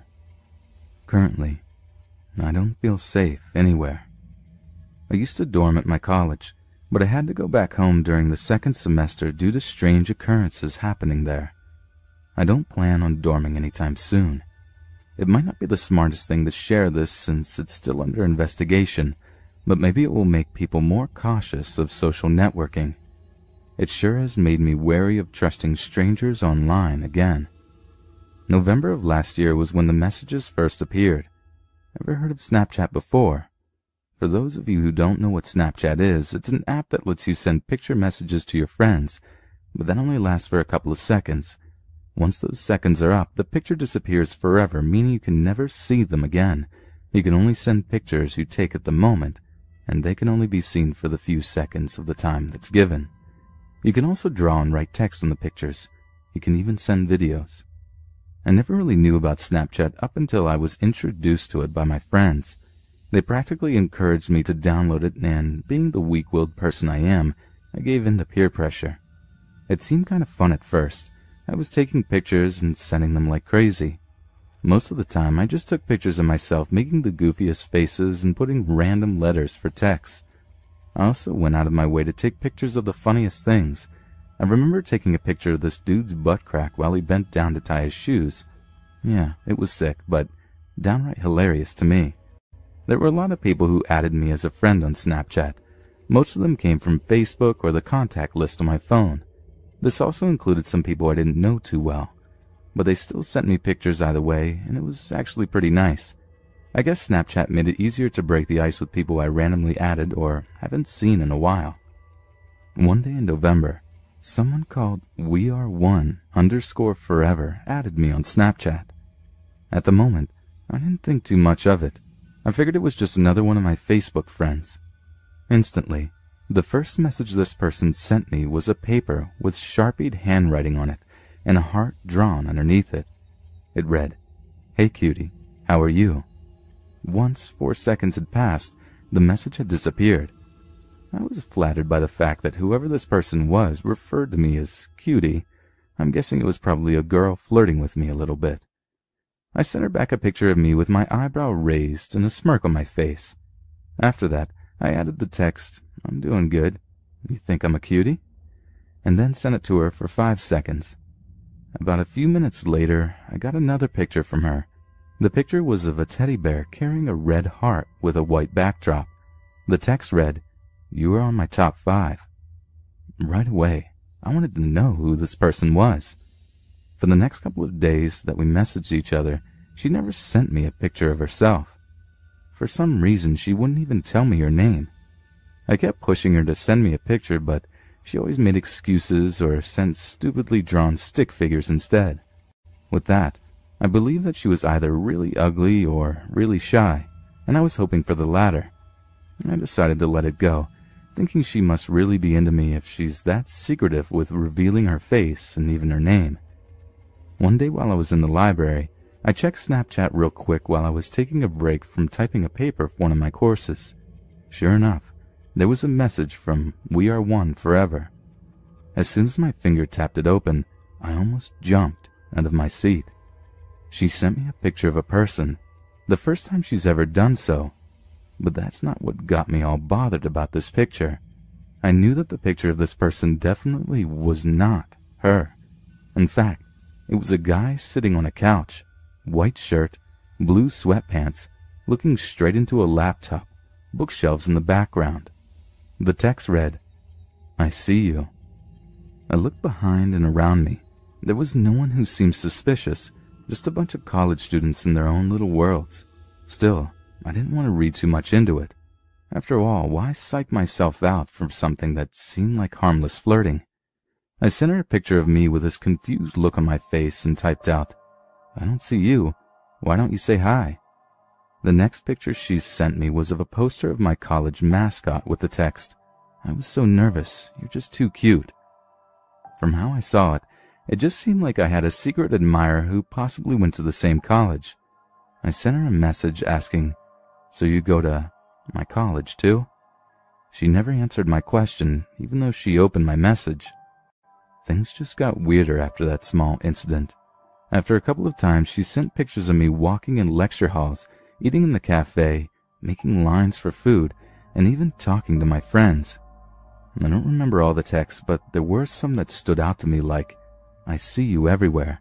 It's so funny how close I am to you. and one day you'll know who I am. I started to think my friends might have been playing a joke on me, as they're known to do that. I asked my best friend Andrew one day if he was the one sending me all these weird Snapchats. He told me he had no idea what I was talking about, and I explained to him the whole thing, that this person called We Are One Forever had been sending Snapchats of me. Andrew said that was pretty creepy, and they must have had some obsessive stalker who obviously had no life. I was secretly hoping he was the one behind all of it, but I knew he was telling the truth. We Are One Forever doesn't have the same handwriting Andrew has. Besides, dude can't lie his way out of a paper bag. After talking to Andrew, I asked all my other friends about it, but they also told me the same answer. Either it really wasn't them, or they were playing some seriously elaborate mindfuck on me. One of them had to come clean, but no one ever did, and the Snapchats were getting a little too eerie. My secret admirer started sending pictures of only me and nothing else. She rarely added text on them anymore. It was like she was playing Where's Waldo with me, and oddly enough, I was Waldo. It became her mission to send a picture of me at least once a day. I began to pay more attention to my surroundings, but the only people I see every day were my friends. I never saw the same face everywhere I went. I figured my friends had to be the ones messing with me. Eventually, I stopped sending messages to We Are One Forever, thinking it was best to ignore and pretend like it didn't bother me if it were them. I didn't mention the messages anymore, and I even stopped opening them. They just kept piling on wherever I went on Snapchat. The fall semester was almost over at that time. December came, followed by colder days and nights loaded with college assignments, projects, and final exams. Even though all of this sounded intimidating, I was a little relieved, to be honest. It gave me the excuse to focus all my attention on something more important than those messages. And yet, whenever I looked at my phone for the time or a new text message, I always saw a notification from Snapchat. We Are One Forever sent you a message, is what it would say. After a week of ignoring them, I finally let curiosity get the best of me. Once I started opening one, I saw a picture of me, but when I blinked, it was already gone. I opened up another message, me again, but it disappeared as fast as the last one. As I opened those messages one by one, I could feel my heart sink deeper and deeper with each message. They were all pictures of me all over campus. I couldn't even fathom as to how this person was able to follow me from one place to another. She even took pictures of me during lectures and when I came out of bathrooms. That day, I decided to stay in my dorm room since I was starting to become actually paranoid from all of this. My roommate, John Michael, wasn't there for most of the time. Some of my friends were texting me to join them for lunch, but I was in no mood to come out and show myself to my secret admirer. She seemed to know where I was every single time. To avoid my chances of being another Snapchat message, I only came out that day to buy myself a sandwich. When I looked at my phone a few times, I was pleasantly surprised at the lack of Snapchat notifications from her. I was able to breathe normally again, even though part of me was worried about going out. After all, I couldn't just stay trapped in my dorm room every day. I had classes to be in, friends to hang out with, and parties I wanted to go to before the semester ended. That night, I couldn't really sleep. I actually felt more alive that moment than I did the whole day. It was impossible for me to go to sleep when I had a million thoughts racing through my mind. Unsurprisingly, all those thoughts were related to those damn Snapchat messages. Finally, I fell asleep for what felt like hours looking at the darkness. The next morning, I woke up tired and not in the greatest of moods. I checked my phone to see the time. It was 12 in the afternoon. Out of habit, I also checked Snapchat for any new messages I could have received. The more recent messages were from We Are One Forever. Her messages took up all of my Snapchat. It had to be almost 50 she sent me. Seeing her username alone made my body tremble with morbid curiosity. Before I opened the messages, I noticed something was off about them right away. She sent me videos in the more recent Snapchats, which is something that never happened before. Also, the time she sent me those messages was about 6 hours ago. and made me extremely hesitant to open any of them, but something inside of me was demanding me to do it. She had to be taking pictures of something else that night. I was in bed the whole time. However, once I opened her first message, I couldn't believe my own eyes, and even thought for that second that I was going insane. I wanted to scream. Immediately I regretted my decision of ever opening that message. Just thinking about it gave me chills alone. At first, I couldn't make out what the picture was. It seemed dark, but she must have enabled the flash option because there was a bright light illuminating the subject of the picture. Even though the picture was only for a second, I was able to make out what it was in the second and third picture, and by the 20th picture, my eyes confirmed it was someone lying in bed. It made my heart beat unnervingly fast. Those were the most horrifying seconds of my life. As I kept opening these messages, they were the same pictures of someone sleeping. The more recent messages became closer and closer views of the person. The closer they were, the more they confirmed my fears about the person in the picture. And the videos. Oh God, the fucking videos. They may have been only 5 videos, but they showed uncomfortable close-ups of that person's face in the glowing flashlight. And then there was that typical noisy, silent audio in the background, and my own sleeping face. It broke me down as I immediately dialed my college's police department. I told them someone broke into my room last night, and that I was being stalked by someone I didn't know who was also sending me pictures of myself. I tried to explain as much as I could, but they couldn't even understand what I was saying because I sounded like a complete mess.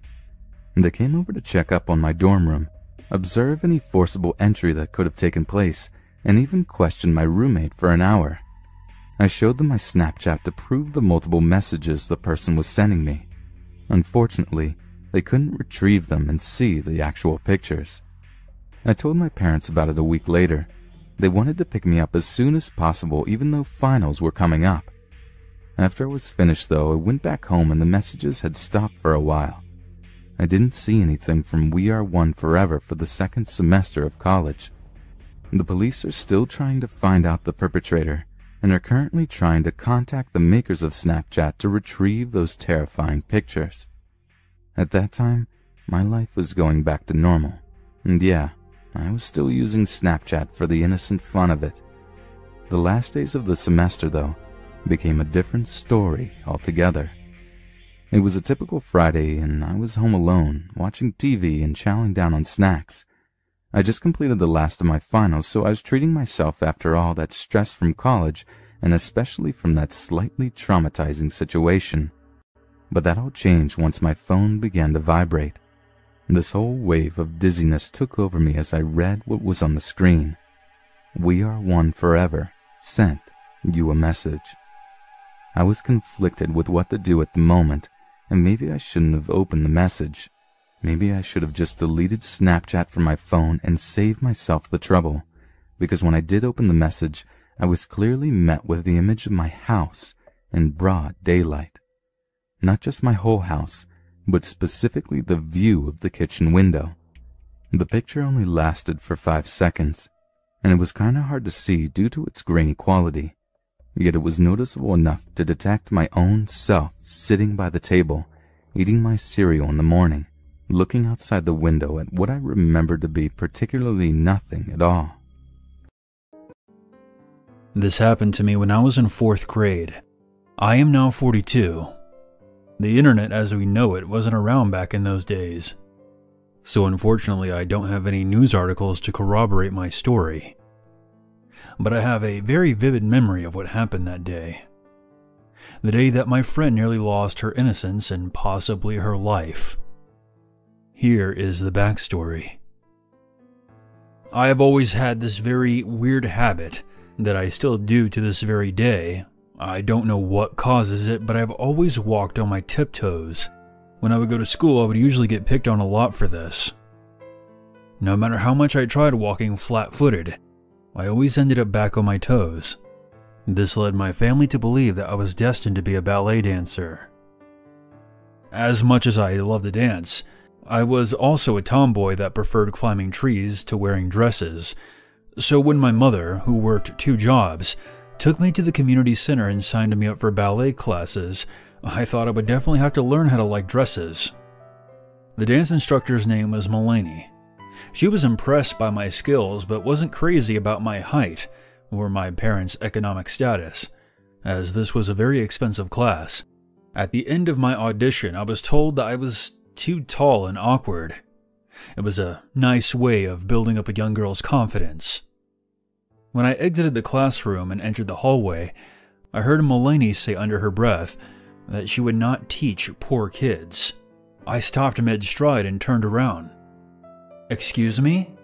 And that's when she replied, "I don't teach trailer trash, okay?" My face became so red that my ears were purple. At that moment, I decided that I would knock her on her pompous ass.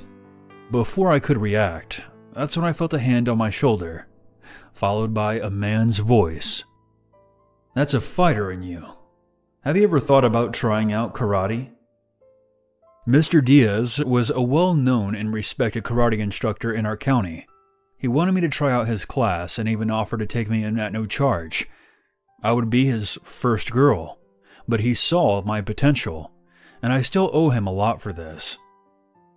When I first started training, he noticed my tiptoed footing, and rather than mock me for it, he showed me how to turn them into weapons, as my legs are, to this day, still solid muscle from my calves to my thighs, and I kick harder than a mule. It was around this time that our small town on the coast of North Carolina was being terrorized by a man who had been abducting young girls.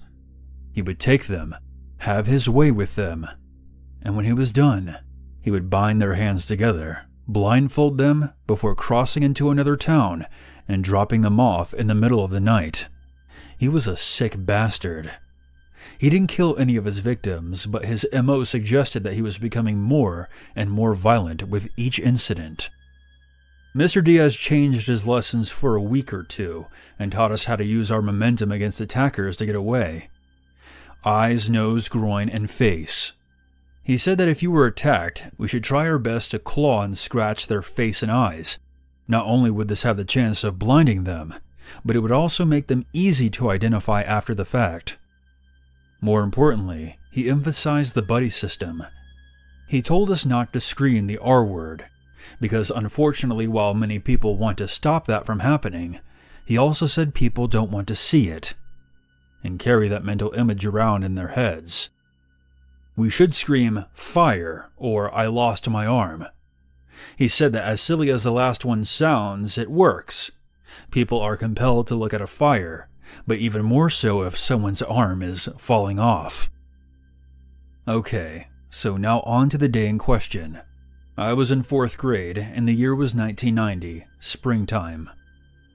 At the time, I was with my best friend, who we'll call Jenny.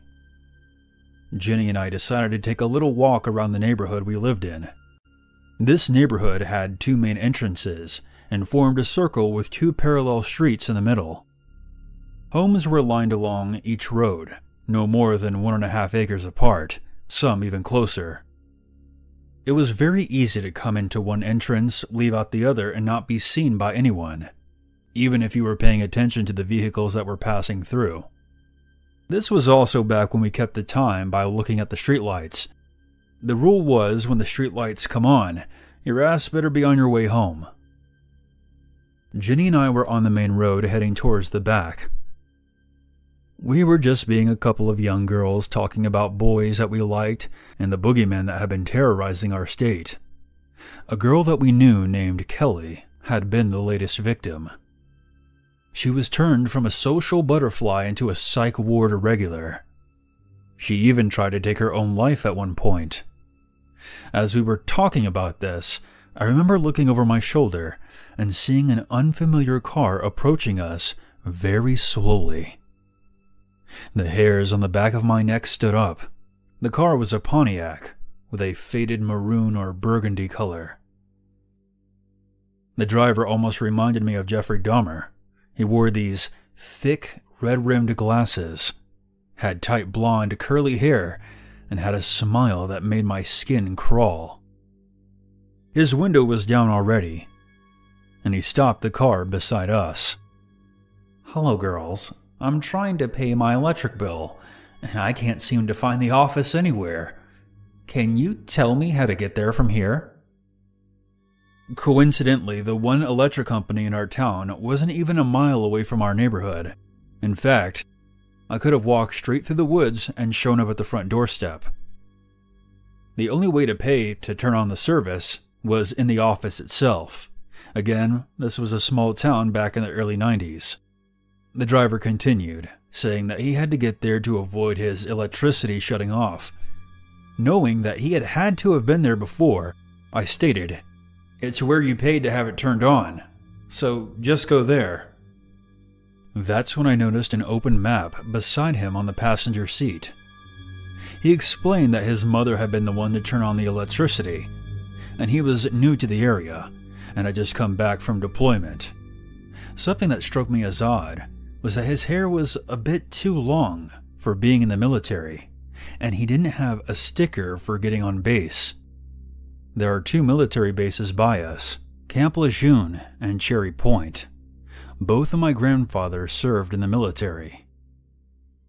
Can you please just show me it here on the map?" He beckoned Jenny over to his car. Jenny was obviously unaware that something was off. I looked around and saw that no one was outside, and I quickly turned my attention back to Jenny and the man. The voice of Mr. Diaz echoed in my head. "Fight if you can't fly. Something bad will happen to Jenny if you don't." As soon as Jenny gets close enough, a look of pure evil forms on the man's face. Imagine seeing a human transforming into a demonic creature. That's the best way I can describe it. "Thanks, sweetie. Just point it out for me right here." He locks eyes with mine and gives me a sickly smile. That's when I quickly grab Jenny. "Wait! Don't lean in!"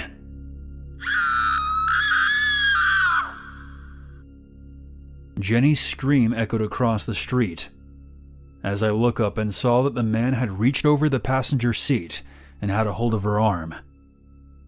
The car slowly began to roll forward as he struggled to pull her in. I yelled as I wrapped my arms around Jenny's upper body. I then pulled back as hard as I could, and I knew it was going to hurt like a bitch once I fell onto the asphalt, but that was okay, as long as I still had a hold of Jenny.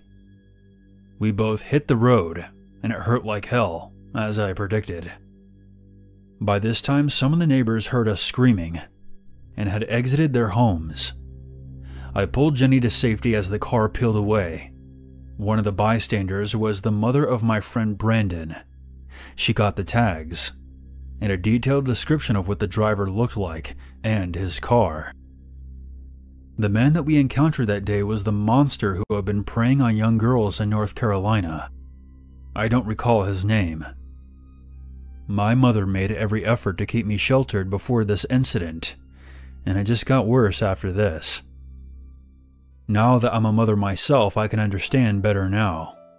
She was proud of me and my actions that day. Jenny was also very grateful, and I'm glad to say that she's still doing well. The girl that I mentioned earlier, Kelly, serves as an example of what could have become of her if I hadn't intervened that day. Kelly has had a rough life and doesn't really speak to anyone anymore. I don't know all the details, but the monster ended up being caged. The descriptions of the car and the driver gathered from my neighborhood aided in his apprehension. I often think back to that day at the community center, where I was scoffed at by someone who thought I wasn't worth the investment. But against all odds, Mr. Diaz saw the potential in a tall, awkward girl who walked on her tiptoes. He was the guiding voice in my head that day, and if it wasn't for him, I wouldn't have been able to save Jenny.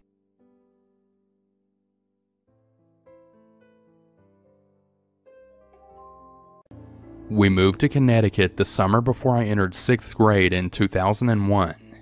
We moved into a beautiful new house in one of the most beautiful towns I'd ever seen.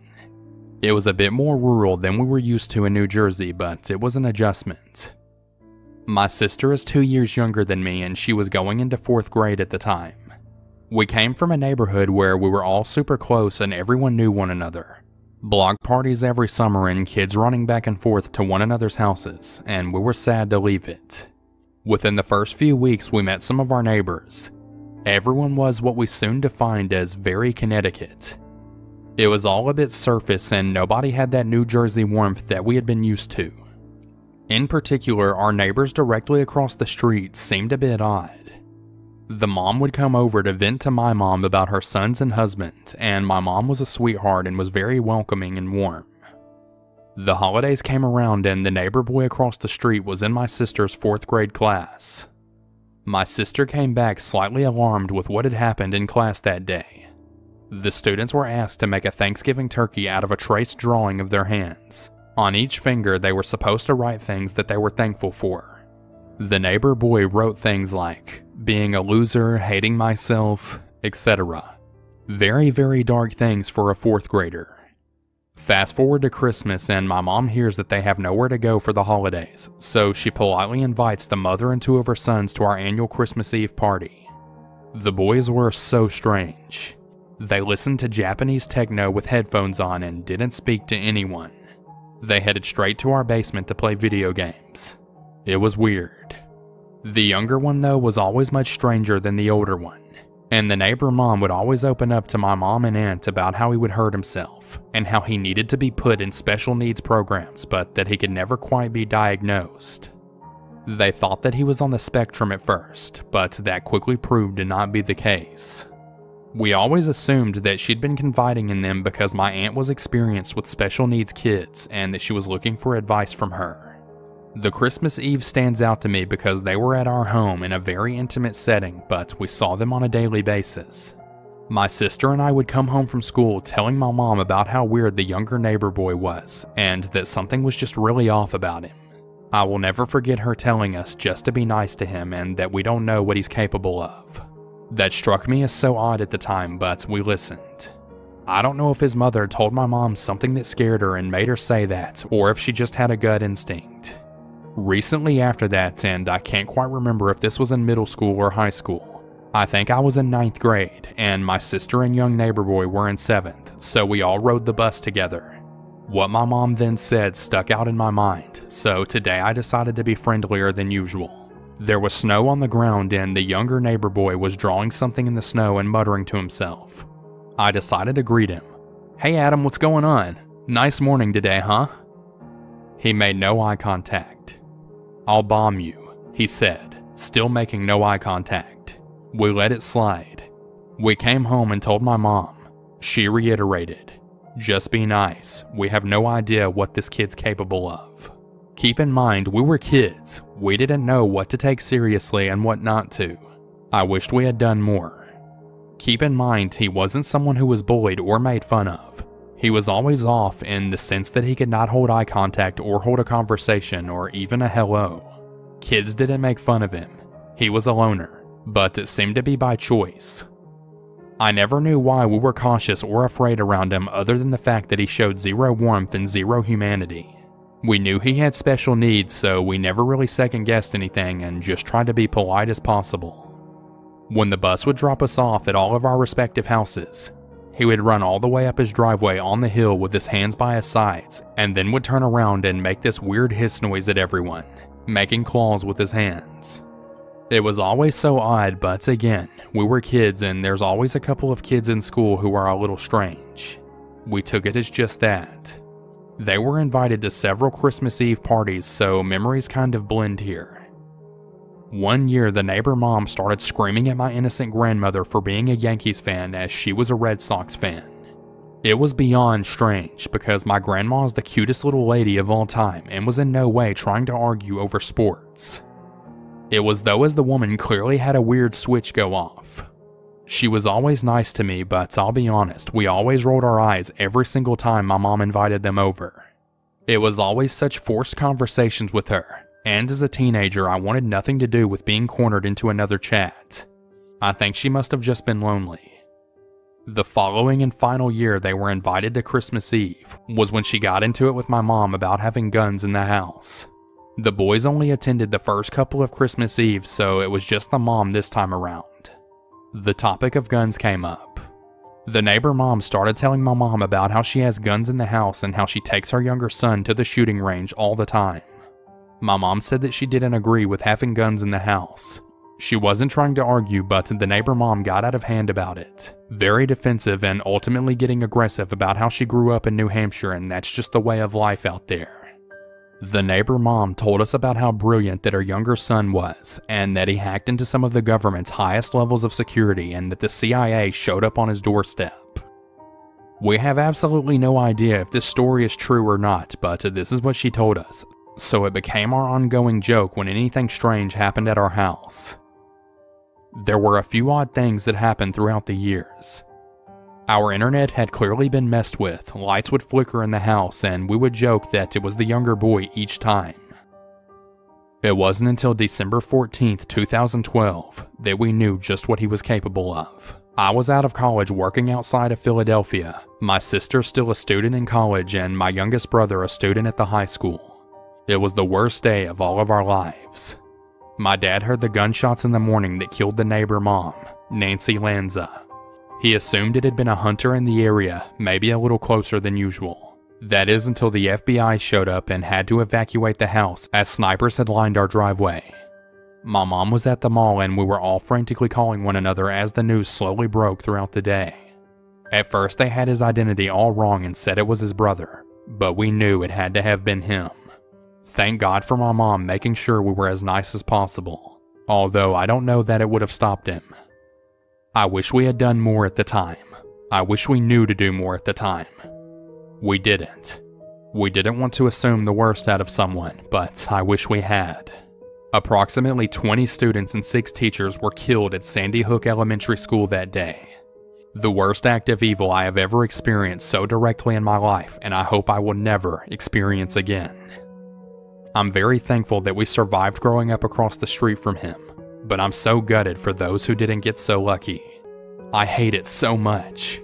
I know I will never see him again, but regardless, Adam Lanza, you sick and twisted individual, I pray and hope to God that we never see you again.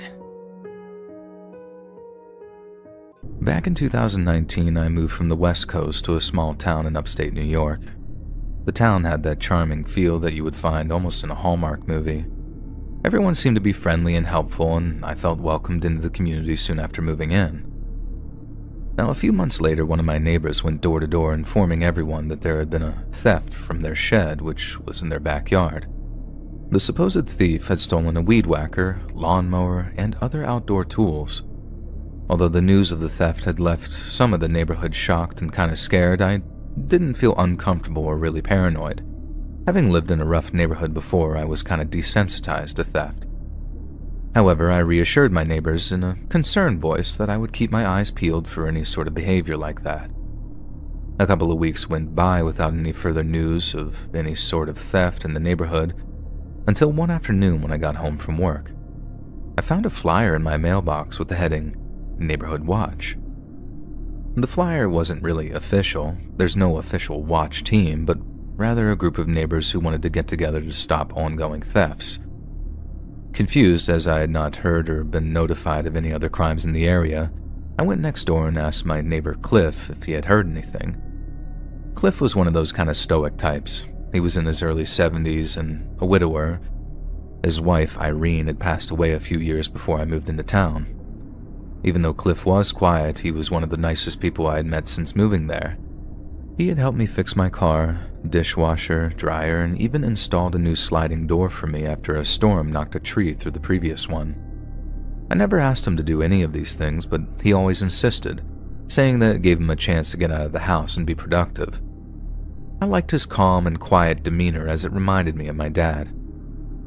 When I asked Cliff if he had heard anything about the ongoing crime, he kind of grumbled in his gruff voice, saying, "I don't really know too much. I guess some punks have been breaking into sheds and stealing stuff. Nothing of mine has been stolen."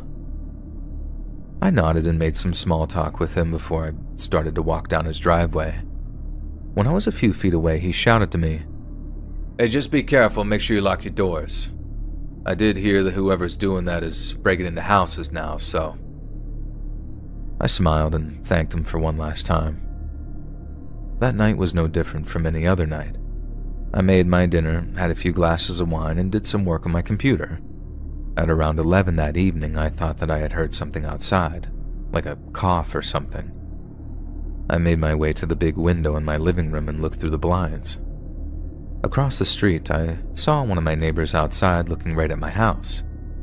It was strange and a little creepy, but I thought that he could have been just looking at the stars, so I just sort of dismissed it. A few minutes later, I couldn't shake that weird and horrible feeling in my stomach. I decided to get up and grab another glass of wine. My kitchen is in the back of the house, and I have one of those big bay windows over the sink and counter that overlooks the backyard. I have a big yard that empties into a small wooded area. When I was pouring another glass, I happened to look out the window and I thought that I saw some movement. I shut the lights off in the kitchen so I wasn't visible from the outside. I cut my hands and looked through the glass of the window. To my disbelief, there was a person in my backyard looking at my house. I couldn't tell who it was as it was too dark and they were far enough away, but it was undeniably a person. While I stood there in a sort of panic, the silhouette of the person started to jog towards my house. I jumped back, trying to process my thoughts. I decided to call the police, but my phone was in the other room. As I composed myself and started briskly walking toward the other room, I heard a loud bang upstairs. I froze again. In those brief seconds of panic, I heard heavy footsteps upstairs. I ran to the closet in the living room and hid underneath all the blankets. My phone was still on the other table and I didn't know what to do. At this point, I had no idea how many people were in my house and what kind of danger I truly was in. Within seconds of hiding, I could hear the heavy boots making their way down my hardwood steps. In a sheer stroke of luck, there was a knock on the door and the footsteps stopped abruptly. The boots sounded like they were right outside my door. Another knock on the door, and this time was followed by the line, "Hello? Is anyone home? This is the police." I heard the steps move a bit faster and stop in another room. By the sound, I could tell that the intruder was no longer near the closet door. With only one hope, I ran out of the closet into my front door. I opened it up and thankfully, it actually was a real police officer. I started to frantically plead that someone was in my house and I heard the steps go in that direction. The two officers began to run inside and in no time at all, they were escorting a man out of my house in cuffs.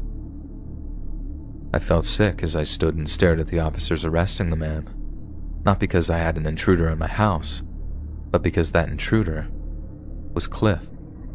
Cliff from next door. I was speechless as he walked by, mumbling some sort of nonsense to himself. While I was outside talking to the cops, I noticed the neighbor across the street whom I saw staring at my home, and the other person whom I saw in the backyard come over to me. I immediately went into defense mode, thinking that these two were part of the intrusion, but I couldn't have been more wrong.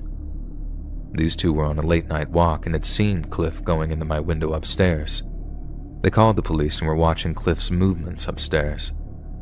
I guess they didn't want to bring attention to the situation in case I was in immediate danger. After an investigation, they found out that Cliff was the neighbor thief as well. He admitted to stealing all those belongings and breaking into my home. However, he never admitted what he had planned on doing inside my home that evening, which still kind of makes me sick thinking about it.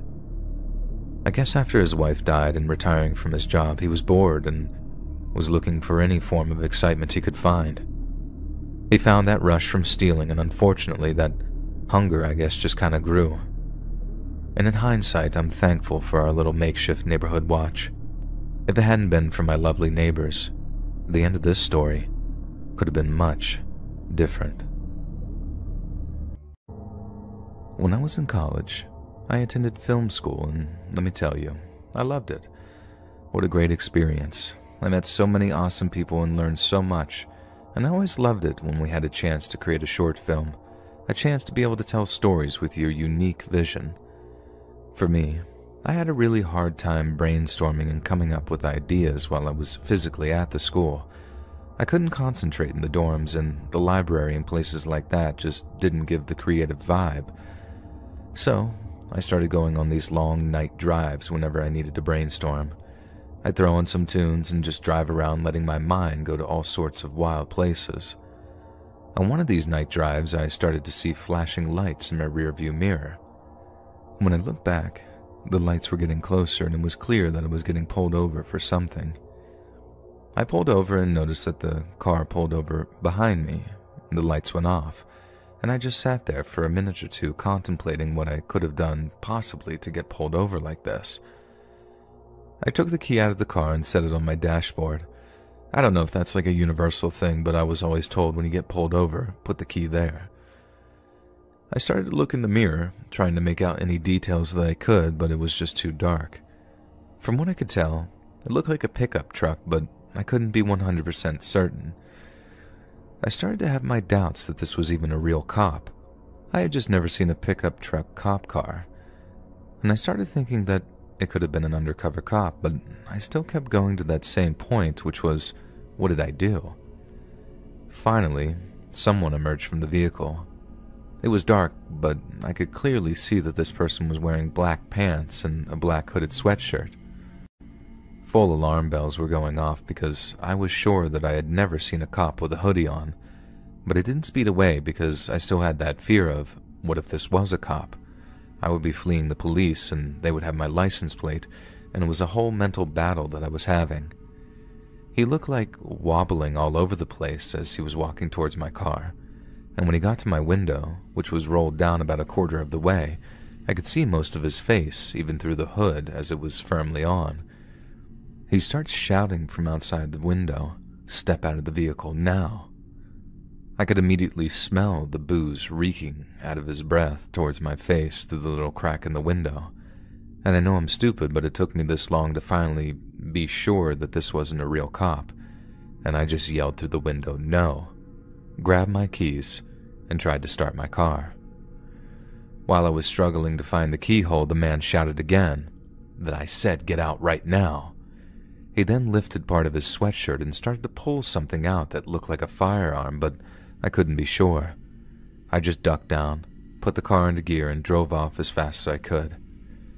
I couldn't enjoy any relief in that moment, though, because within seconds, I now saw him following me. He didn't turn on the flashing lights, but got close enough to my car that he was straight up tailgating. If I switched lanes, he switched lanes.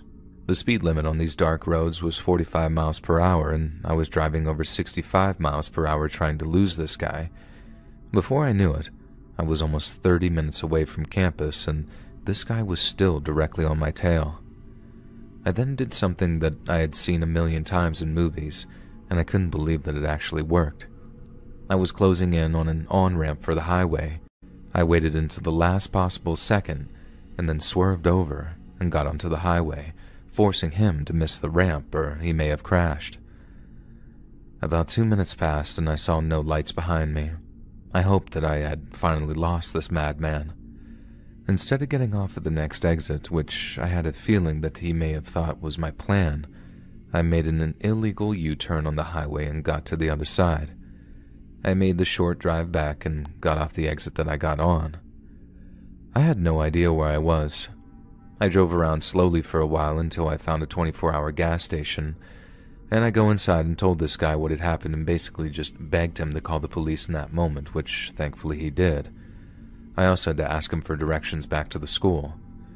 Now, this was before everyone had cell phones all the time, so I couldn't just GPS my way back. I had a brick phone that I usually just kept in my dorm, and when the cops showed up, I gave them all the information I could, which honestly wasn't that much since it was so dark. I mean, how many people own a pickup truck and a hoodie? Probably millions.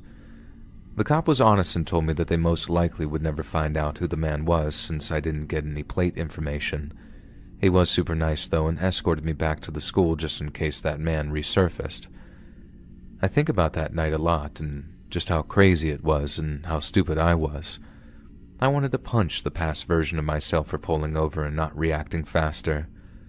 Whenever I have a truck tailgating me at night now, I'm always reminded of that night, and I just hope that all these years later that truck man never returns. I grew up living in rural Vermont.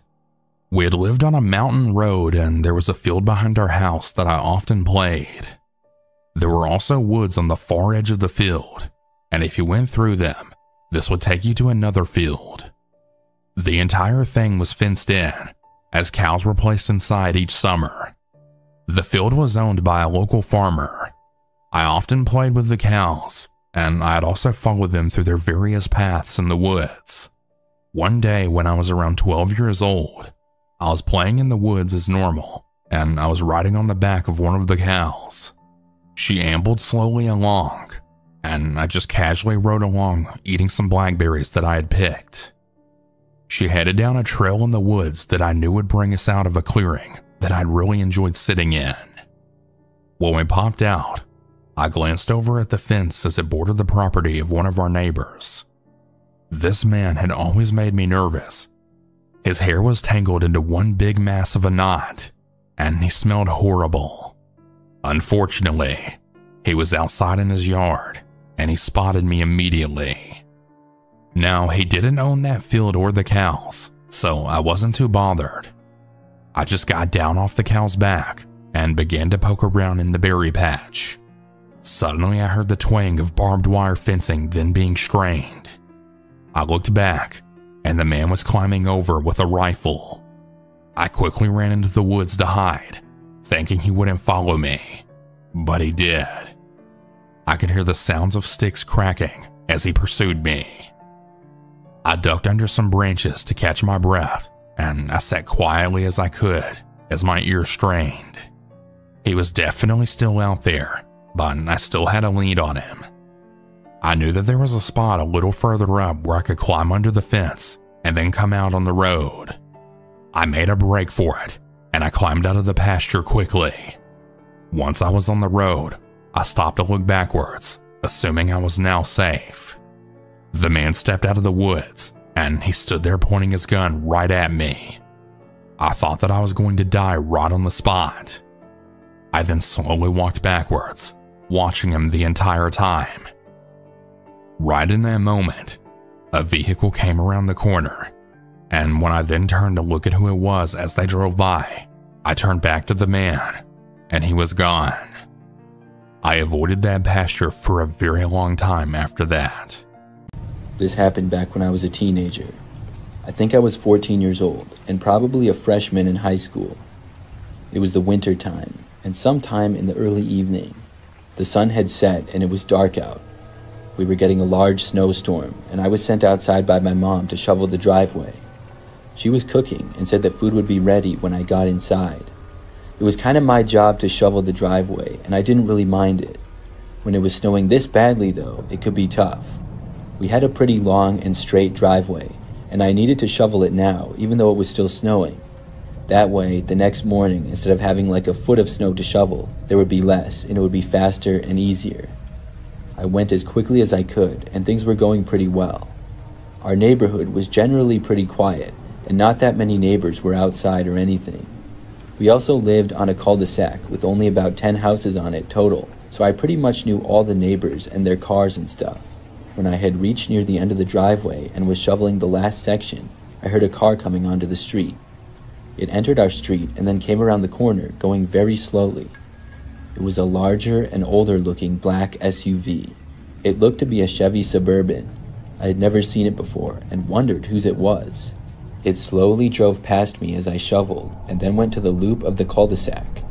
It went around there and then started to come back down the street. At that point, I guessed that it was somebody who was on the wrong street. They were probably just going to go back around, but they were going extremely slow. Then they started to slow down in front of our driveway, and it kind of creeped me out a little bit. They moved past though, but then pulled over on the side of the street right in front of our house. It was only about 50 feet away from me. I wondered who on earth it could be. In fact, I wanted to just run back inside of my house right then and there, but I figured that would be weird and decided to just keep shoveling. The car sat there with the engine running and nobody got out of it. I glanced, but I couldn't see who was inside at all. It was not a good angle to see the driver, plus it was dark out and the windows were tinted. I shoveled, trying to hurry up and finish so I wouldn't have to be creeped out by this strange vehicle.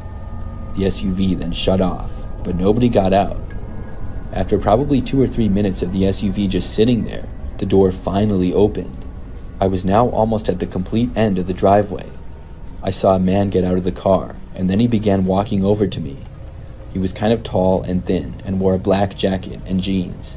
He also wore a winter hat and had sort of long hair. When I saw that he was walking straight for me, I really wanted to just get out of there. I told myself not to though, and I shouldn't be afraid of people. The guy walked right up to me and said hi. I said hi to him and was really nervous. The guy asked me if I wanted some help shoveling and said that he could help me. I told him no thanks and that I was just about done. He then asked me if I lived there, and I said yes. He just stood there for a few moments as I finished up the shoveling. Then he said something that really creeped me out. The guy asked me if I wanted a ride anywhere. I asked him why. He said, "I could take you anywhere you want to go right now if you want." I was really confused by this. I said no to the man and that I was supposed to go inside now. I started to walk away. The guy stood there and watched me as I started heading back. When I made it about halfway up the driveway, I heard him walking back to his car. It was a relief. When I made it back inside, I told my parents about the guy. We looked out the window, but he was gone now. This was one of the stranger things that had ever happened to me. But that night, I stayed up kind of late. It was probably like 10 p.m. and I looked out of my window and noticed that the SUV was back. I really couldn't believe it. I kept my eyes on it and could see that the engine was running. The same man was probably inside, and I was hoping that he wouldn't get out. I really just couldn't believe that he had come back. He was parked in the exact same place as before. Then, after about a minute, the truck drove away. I went and told my parents. My dad went outside, but the man was long gone by then. After that night, I never saw the truck or the man after that. The story still gives me the creeps when I think back to it though. I don't know why the guy came down our street or what he was doing. I'm really glad that he didn't try to make me go with him or something. Looking back, I probably should have gone inside as soon as I saw the car parking in front of our yard. My mother was the type of person who really depended on no one. That was until she had to have both of her legs amputated. She lived on Social Security, and she was not a rich woman. When she came home from rehabilitation, my brother and I had to find someone to help her get up and ready in the morning, and also to put her to bed. She was fine during the day with her trusted wheelchair. My brother worked weird hours with the railroad, and I lived far away, so we were of no help. Luckily, she had a neighbor who was a caregiver and had offered her services for $15 an hour. She did this professionally, and I couldn't believe our good luck. I would call my mother daily to check up on her, and she seemed to be just fine. One morning I had called, and she was crying, and she said that the caregiver's husband had been there that morning and tried to kiss her, and that he made her lie naked for a very long time, and it was cold. I told my mother how could that be true? Who would be trying to kiss an 80-year-old amputee? I also didn't hire an unexperienced man to take care of my mother. I called the woman and she said she had an emergency and that she had to have her husband come over and help her. I told the woman what my mom had told me, and she and I agreed that maybe my mother had some dementia. She said that her husband would never do that, especially to a woman in her 80s with no legs. My mother then told me that she didn't want them in her house ever again. Then the woman quit on us the next day with no warning. I think she must have known he was a pervert. Maybe she was too. I unfortunately am very ashamed to admit that I didn't do any background checks. The next time I visited, I had went to their house to pay them what we owed them. This was the first time I had met the husband. The husband would not make any eye contact with me. I left with the feeling that my mother was probably right. Well, later in the year, the next time I visited, I heard that he was in jail for molesting his wife's granddaughters who were still in diapers. I will never ever stop feeling guilty for not believing my mother. Who the hell knows what he actually did to her? Did he drug her and molest her too? Did he go through her stuff? Did he try on her clothes? I hope that perverted bastard rots in jail, or the fellow prisoners hear what he did to the little girls and old women, and give him a taste of his own medicine. Years ago, I was living in a relatively nice and quiet duplex and worked as a contractor for a small company. It was the winter of 2016, and while the area I lived in was lonely, I always enjoyed what I was grateful for in life. I won't name the town I was in, but figure the Ocala type area. Those who have been around there will probably know what I'm talking about when I say rural. Grasslands, rolling hills, and scattered forms of civilization amongst roads. While it got lonely at times, it wasn't always like that. I lived with my miniature dachshund Sadie, big bark, small bite, and was the most precious thing in the world. She was my comfort dog and would always be there for me when I was feeling down. One day, I had just got back from work and started up the stove to heat up some food. Midway through my cooking, I hear Sadie begin to bark at my bedroom door for some reason.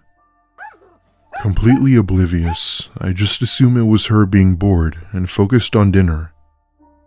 However, she still continued to bark, even after I told her to stop. Assuming she just wanted to go into my room to play with her toy, I open my bedroom door and she basically flies in and begins to bark under my bed. My heart sank into the pit of my stomach as it was clear she was chasing something. At this point, she's going absolutely nuts, barking at something under my bed while trying to get under. Assuming it was probably a lizard or a roach, I grab her and put her out in the kitchen where she thankfully quieted down. My duplex is located right next to a wooded area, so it wasn't uncommon for small, unwanted critters to scurry around. No matter how many times the landlord called in the exterminator, the problem always persisted. After I ate, I put my plate in the dishwasher, got ready for bed, and went to sleep for about an hour before waking up to Sadie barking. This somewhat bothered me, as I had to work early and I couldn't sleep with her barking. As I sat bolt upright, trying to grab her, she then jumps off my bed and begins to bark under the bed again. Now I felt that she was trying to tell me something, and so I get up and look under my bed with my flashlight. Laying under my bed was the face of a man smiling at me with these abnormally large eyes. He was clearly older than me, I would estimate 50s, but I didn't see all of his facial features. He puts his finger to his lips and makes a shushing sound. That's when I scream my head off and yell at the person hiding under my bed to get out of the house. When I didn't hear a response or see him come out, I ran to the bathroom and locked the door behind me. For those wondering, yes, I took Sadie with me. The reason why I didn't go out the front door was because I had already locked it and my key was on the other side of the bed along with my phone. Within a minute, I could hear his heavy footsteps approach the bathroom door, followed by a light tap. He then proceeds to mess with the lock on the bathroom door, trying to open it with God knows what. Keep in mind that I haven't fully seen this guy, so I didn't know what he had on him. After some time of him trying to pick the lock, he says in a slow, creepy voice, "I know you're in there. You know I could break this door down in 2 seconds, right, ma'am?" That was when I realized that this person was dangerous and that he wasn't going to give up that easy. The only thing I could do was to jump out the small glass window and out onto the street. Then, as if things couldn't get any worse, the window wouldn't move up due to the ice surrounding it. It was frozen shut. Not knowing what else to do, I go into the shower and unscrew the shower head and use it to smash open the window. I go through first and trample onto the snow with my shoulders bleeding from the broken glass. I carefully grab Sadie, making sure she didn't get hurt, and from there we go over to the neighbor's house and call the police. The neighbors were hesitant before saying yes, but wanted to stay out of it as they didn't want to get involved. The police had come sooner than expected and went into the house and came out with the guy. However, he didn't try to get away. He kinda just went with it, accepting his defeat. After he was detained, one of the officers had come to me and told me something disturbing. The minute they went into my room, everything was wiped out. My bed, furniture, TV, and computer were all destroyed and ruined. Turns out, he had also managed to get in the bathroom by breaking down the door. The bathroom has one of those strong metal doors, so for him to break it down just shows how strong he was. The cops had given me some criticism about how I went about reporting this wrong, and that I shouldn't have locked myself in the bathroom. At the time, I felt that he was being insensitive or blaming me for my wrongdoing. However, then I remembered that these were police and probably deal with situations like these every day. If I hadn't thought of the idea to break the window, God only knows what would have happened to me. Hurt, kidnapped, or worse. I haven't heard of the man since, and I had since moved out of that area. Sadie had unfortunately passed away in late 2018 due to a cancer tumor that I had caught during its late stage. While she may not be with me now, her soul still remains, and I thank her for alerting me about the man. I live alone in a somewhat busy neighborhood. This happened about a year ago. It was the winter time, and I live in a climate that typically gets a lot of snow. Not only was there already some snow on the ground, but it was also very cold. One night, I was at home by myself when it started to snow a lot. I had heard about a large snowstorm that was supposed to hit the area, so I had no intentions of going anywhere. Luckily for me, I was working at home for the next several days. Pretty soon, the snow really started to come down. I looked out my window occasionally to see more snow each time. It was very heavy snowfall as well. Soon it was nighttime, and I was really glad that I didn't have to be anywhere. Occasionally, a snowplow would drive down my street, but other than that, it was very quiet. At probably like 7 p.m., suddenly there was a knock at my front door. I found this to be pretty odd. I walked over and looked out of the window. A young woman was standing there. I didn't see a car or anything, so I didn't know where she had come from. But at my house, from my front windows, I don't have a very good view of the street or even my driveway. I didn't know who she was, and she wasn't really dressed for the weather. She just had pants and a sweatshirt on, and appeared to be in her early 20s.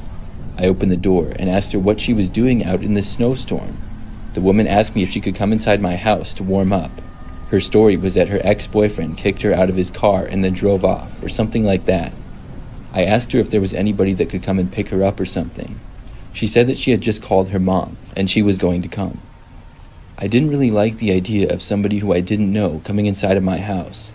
For some reason, I felt like it was a bad idea. But I did feel bad for her with it being a snowstorm and everything, so I allowed her to come inside. I told her she could wait right inside the door. When you enter the front door at my house, it's kind of between the living room and dining room. The front door is on the left side of the house. The living room is to the right, and the dining room is straight ahead. After the woman entered, she made a beeline walking straight into the dining room. I was really confused, but I didn't say anything. I just watched her. She kind of said something quietly like, "Sorry, 1 second." Then she walked all the way to the back of the house and was going out of my sight. I started to walk closer to her to see what she was doing. As soon as I looked around the corner and saw her again, she was at the back door of my house and opening it up. My first thought was wondering why she was going back outside if she wanted to come inside so badly. But that thought was interrupted when I saw the door open and 2 men suddenly walked right inside of it. I couldn't believe it. At that point, for me, my instincts just kicked in.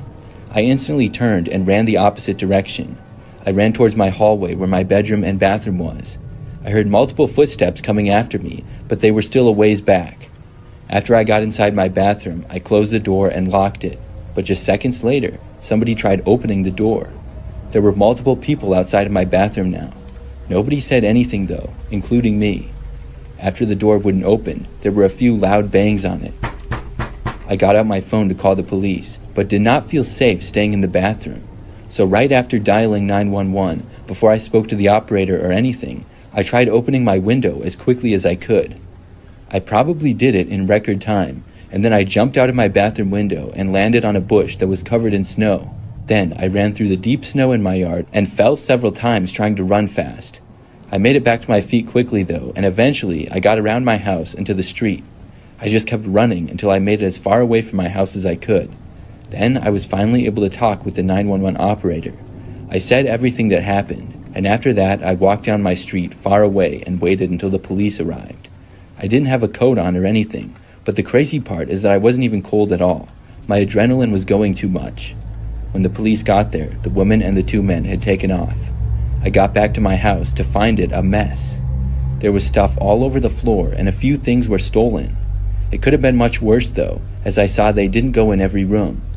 They probably realized after I got away that they would have limited time before the police got there. I feel very lucky that I made it out safely.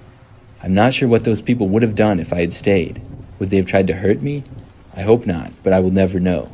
Since that happened, I don't answer my door to anybody that I don't already know. I also have installed a Ring doorbell, which would have been nice to have at the time of the incident. I'm hoping nothing like that ever happens again. So this happened yesterday, and I'm still pretty shaken up. Just for some backstory, I'm a 25-year-old female, and my boyfriend and I both have jobs where we can work from home and in an office. I was extremely tired yesterday morning, so I decided to work from home as my boyfriend went into the office. So I was alone all day with just my dog and cat at home with me. The day was normal as any other workday from home that I've taken until about 1:30 p.m.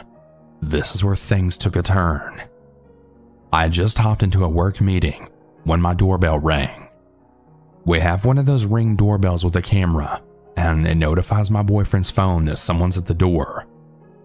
I texted my boyfriend, and I asked if he could check who it was, and he said it was an older man who looked kind of sketchy and did not answer the door.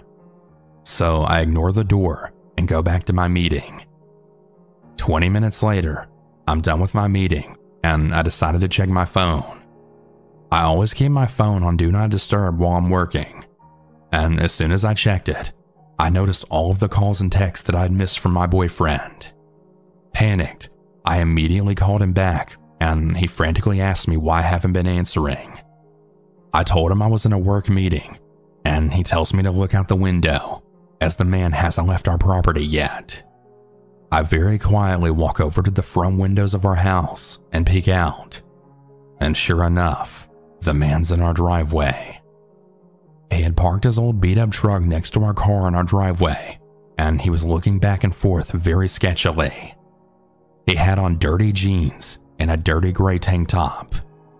I immediately run back to our bedroom, and at this point, my heart is pounding in my chest.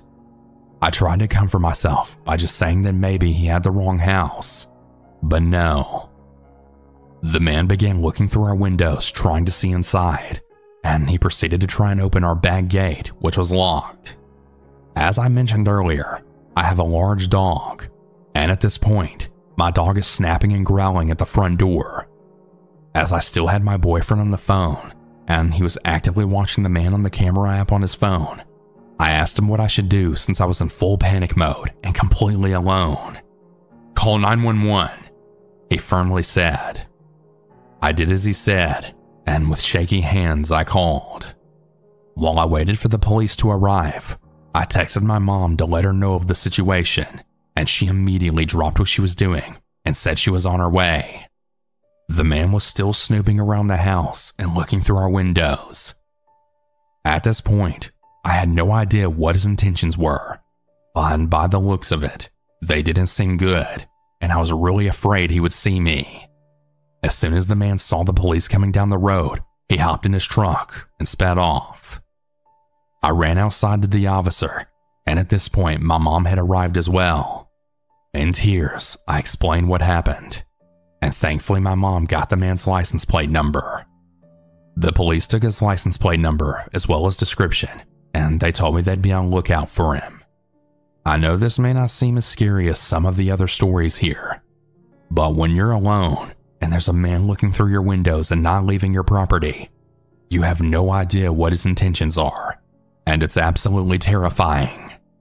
I wasn't able to sleep last night because I was so terrified, thinking he would come back to try and finish what he started.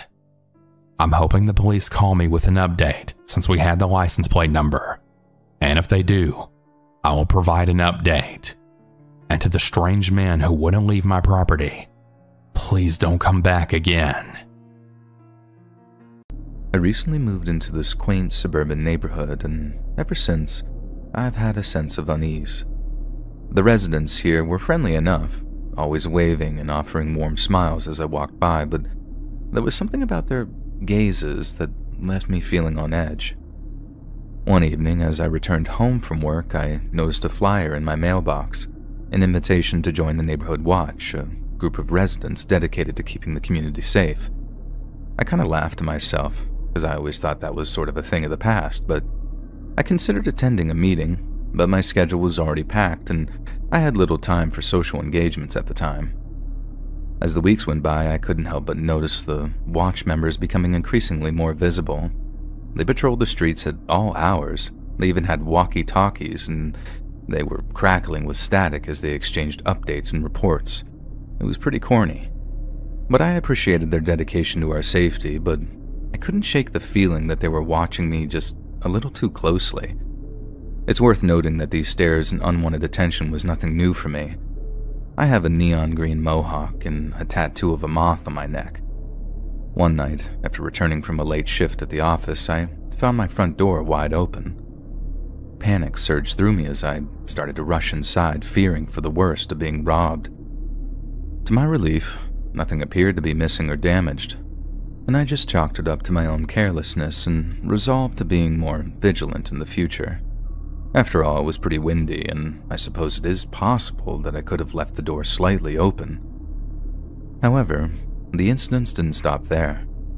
Over the next few weeks, I found my trash cans overturned, my garden sort of trampled, and my car vandalized. I reported these events to the police, but they were never any leads or suspects. As the harassment escalated, so too did my suspicion of that neighborhood watch and the weirdos that were a part of it. Through all of these incidents, the neighborhood watch was always outside and around, and whenever I questioned them if they had seen anything, they mostly just shrugged and seemed kind of unresponsive. I began to wonder if they were behind these incidents and targeting me for reasons that I couldn't possibly fathom. The fear and paranoia that gripped me were palpable, leaving me constantly on edge, and I was determined to find answers, so I decided to attend the next neighborhood watch meeting. As I entered the community center, I felt the weight of just all the eyes that were clearly on me. The room was quiet as the members kind of exchanged these uneasy glances, but I thought maybe I was just reading too much into their body language. The meeting began with the usual updates and reports, but I couldn't help but notice the tension that was in the air. When it came time for new business, I mustered my courage and confronted the group about the harassment I'd been experiencing. I even went as far as to accuse the watch of having some sort of vendetta against me. I was met with a mixture of shock and sympathy and denial. Several members insisted that the watch had nothing to do with the incidents, while others suggested that perhaps I had made some enemies in the neighborhood, and maybe those people were the ones causing me those issues. Now, as the meeting ended, I felt a weird mixture of frustration and kind of hopelessness. It seemed that no one was willing to admit any wrongdoing or help me find the truth. I decided that if I wanted answers, I would have to find them on my own.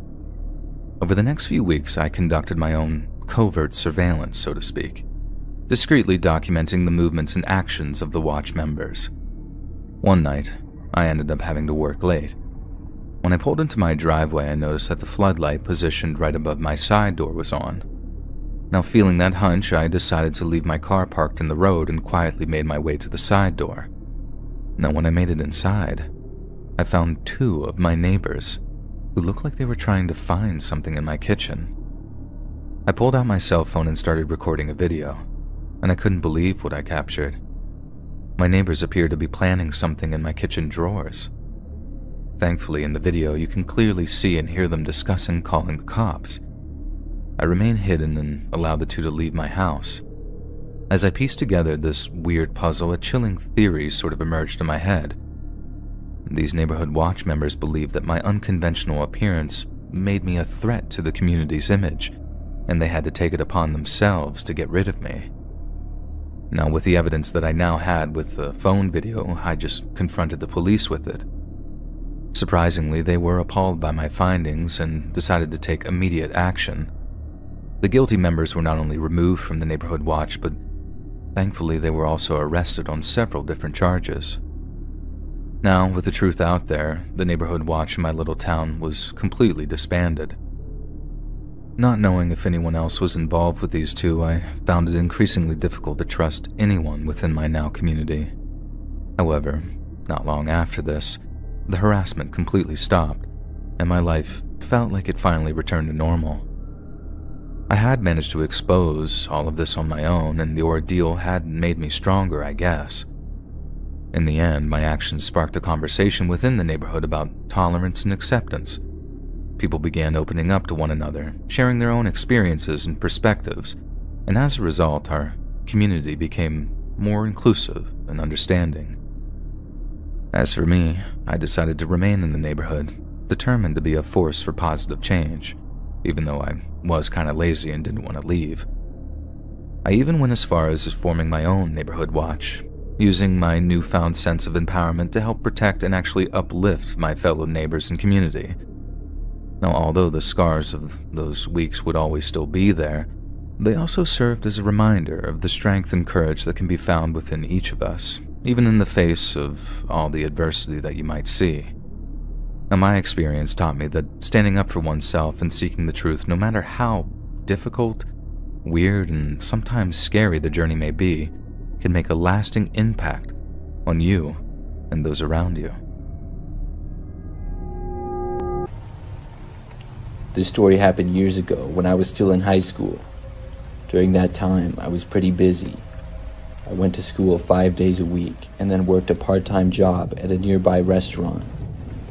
One time in the winter, I had heard all week that a big snowstorm was coming. It was supposed to hit in the afternoon, and this was not good because I had to work after school until 8 p.m. Luckily though, the snow held up a bit. It started just towards the end of my shift, and as I was driving home, it started to intensify. I was able to make it home safely though, and then it really started coming down. After I made it home, I did some homework and then went into my bedroom to play video games. It was a Friday night, so I had no school the next day. I also didn't have to work. My parents went to bed at probably like 10 or 11, but I wasn't planning on going to bed for a while. My bedroom was on the front side of the house and across and down the hallway a little bit from my parents'. Usually, I had my windows covered, but on this night, I left the cover half open. I enjoyed seeing the snow fall and found it to be relaxing. So I was there having a great time, just gaming in my room during a snowstorm, when something really strange happened. Something out of the window caught my eye, so I glanced out to see. What I saw was a man walking down the sidewalk in front of our house. He was pretty far away, but I didn't recognize him. I knew most of our neighbors, and I wondered what this guy was doing out walking at almost midnight in the middle of a blizzard. I kept my eye on him as he continued to walk down the sidewalk, but then he turned and began walking into our front yard. I thought this was really strange, and I paused my game to see what the man would do. He then walked right into our front yard and then cut through the grass and went towards our front step. My heart started racing when I saw this.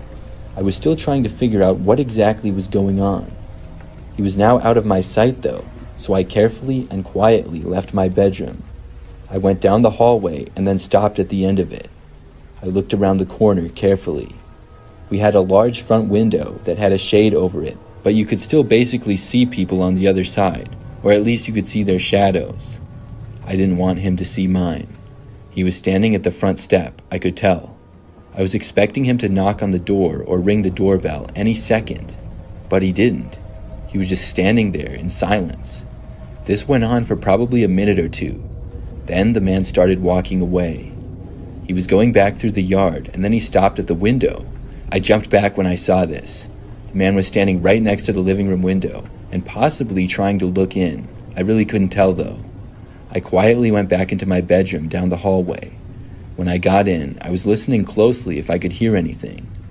After a few moments, I looked out of my window towards where the man had been before. He was gone now. I left my bedroom and went to the end of the hallway and looked out. I didn't see the man out the front window. He wasn't at the front step either. I was wondering where he had gone and hoping that he had left. I then went to each and every window and looked out all of them. Most of them were fine until I got to the back of the house. Before I looked outside the kitchen window, which looked out to the backyard, I saw the guy. I jumped back, and I didn't think that he saw me. He was now standing on the back patio, a few feet away from the back door. I ran back to my bedroom, terrified. When I got there, I was debating what to do. Should I call the police, wake up my parents, or just hide in my room and hope that the man would leave? Then, about a minute later, as my mind was still racing and thinking of what to do, I heard a knock at the front door. I went back out into the hallway and looked. The guy was now back on the front step. I was definitely not going to answer the door. The man did not knock again, though. He stood there for several more minutes and then just turned and walked away. He left the front step, this time walking straight back. I went back to my bedroom and watched the guy walk back to the sidewalk and then out of sight. I still had no clue as to what he had been doing. I stayed up that night until after 2 o'clock in the morning. The man didn't return. Eventually, I fell asleep, and the next morning everything was fine. I told my parents about it, but they figured it was just a drunk neighbor or something. Maybe it was, but I know that was the most creeped out I've ever been. I still remember how scary it was to see him outside of our house. Luckily, he never came back. I'm a 21-year-old male, and my girlfriend is 20. We rented out an apartment for a month. The area was secluded, and after dark, everyone would really just mind their own business. The neighbors would hardly even talk to each other, or even be outside in the evening. Our apartment was in a building with 4 floors, and each floor had a single apartment. All of the apartments were very compact and built to be rented to students. The night that we moved in, our taps ran out of water, so I went upstairs hoping to borrow some from the people living upstairs. I had realized that 2 out of the 4 apartments were vacant, and they were also locked. The apartment on the 4th floor was lit from the inside, so I decided to ring the bell, but to my disappointment, nobody answered. Over the next week, we had gotten used to hearing the sound of someone whacking a rod or some sort of metal on maybe the floor or some other object. This would start late at night after 1:30 a.m. and then continue for hours. Initially, we didn't really care about it, but after some time, it got us intrigued. The sound was clearly from one of the apartments above us, but as I already mentioned, 2 of the 3 apartments were vacant for sure, and the 3rd one seemed vacant as well. But as I said, it was lit from the inside. I knocked on its door many times, but no one ever answered. The whacking sound was a daily occurrence, and on some very late nights, we could hear someone climbing the building stairs. It seemed as if we were the only ones living in this building, especially during the day and until the very late nights. We had made up theories just to try and convince ourselves that it was nothing, but the pattern of the whacking was way too irregular for it to be made by wind or something other than a person. It would start almost daily at around the same time. We had asked people around, but we didn't get any satisfactory answer. No one knew if anyone lived there. Towards the end of our stay, I saw a shady-looking man going upstairs during the day. I asked him if he was the owner of the apartments upstairs. He said that he was, also including the one on the 4th floor. I asked him if anyone lived upstairs, and also about the strange whacking sound. He told me that no one did, and that he's actually looking for tenants. He also said that he had no idea about the sound. To my surprise, he then asked me, "So how long are you going to stay here?" 4 more days. We're actually leaving on the 30th of this month, I replied. He asked me if anyone else had rented the place for the next month, and I told him that I didn't know. The strangest part is that for the next 4 days, there was neither the whacking sound nor the sound of someone climbing up the stairs late at night. However, my girlfriend's internship got extended by 2 days, and we decided to stay there. And just as I had anticipated, the whacking sound resumed after the 30th, the day we were supposed to leave. I don't know what it was. I don't think I'll ever know, but I'm just happy that we got out of that place without any crazy consequences. It really freaked me out sometimes, and I even feel weird thinking about it, even now. This took place when I was only 7 years old. Back then, my parents would always drop me off at my grandma's house on the weekends. I always looked forward to staying with her. We would always go for walks around the neighborhood and talk to the people that she knew. My grandmother was always a very religious person, and we went to church with many of the people in her neighborhood. It was a very friendly community. They would often host garage sales on the weekends during the warmer months, which usually had decent turnouts. On one weekend, my parents decided to go to one of the garage sales with us. I was super excited. We usually just like to look around and rarely would buy anything. Eventually, we got to a house that had boxes of toys lined all the way down the driveway. The sale was happening at a house that we had never been to before, and we didn't know who lived there. Once I saw all the toys, I thought I had just won the lottery. While I was busy sorting through the newly discovered treasure, my grandma and parents were a few yards away looking at some dishes and furniture, and making conversation with some of the other people there. An older man, who looked to be around 60, approached me and watched me sort through the boxes with a smile on his face. My, what a pretty young woman you are. Do you like toys? I eagerly said yes, not thinking anything of it. I was about to leave to go ask my mom if I could buy a toy horse that I found. But before I could go, he said that he would let me have it for free and gave it to me with a grin on his face. He started picking a few other toys out of the boxes and handing them over to me, insisting that I could have all the toys I wanted. He told me that he had way more toys inside of his house that I could play with as well, and that I should go with him. Before I knew it, I was being led into his house. My mom then came up behind me and pulled me away from him, and then asked what the hell was going on. She was furious, holding me tightly and staring daggers at the man. She must have seen what was happening just in time and intervened. My dad and grandma were right behind her. The man said nothing while my mom and grandma started screaming at him, and this caught the attention of every other bystander, and everyone was immediately suspicious. I don't remember what was said, because my dad scooped me up in his arms and took me back to the car.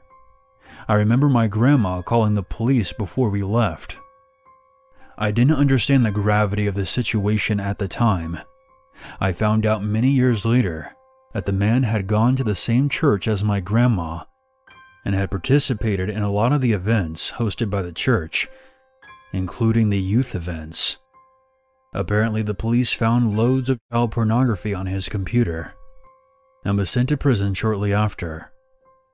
I'm 19 now, and it still creeps me out thinking about what could have happened to me if my mother didn't see what was going on. Thank God she did.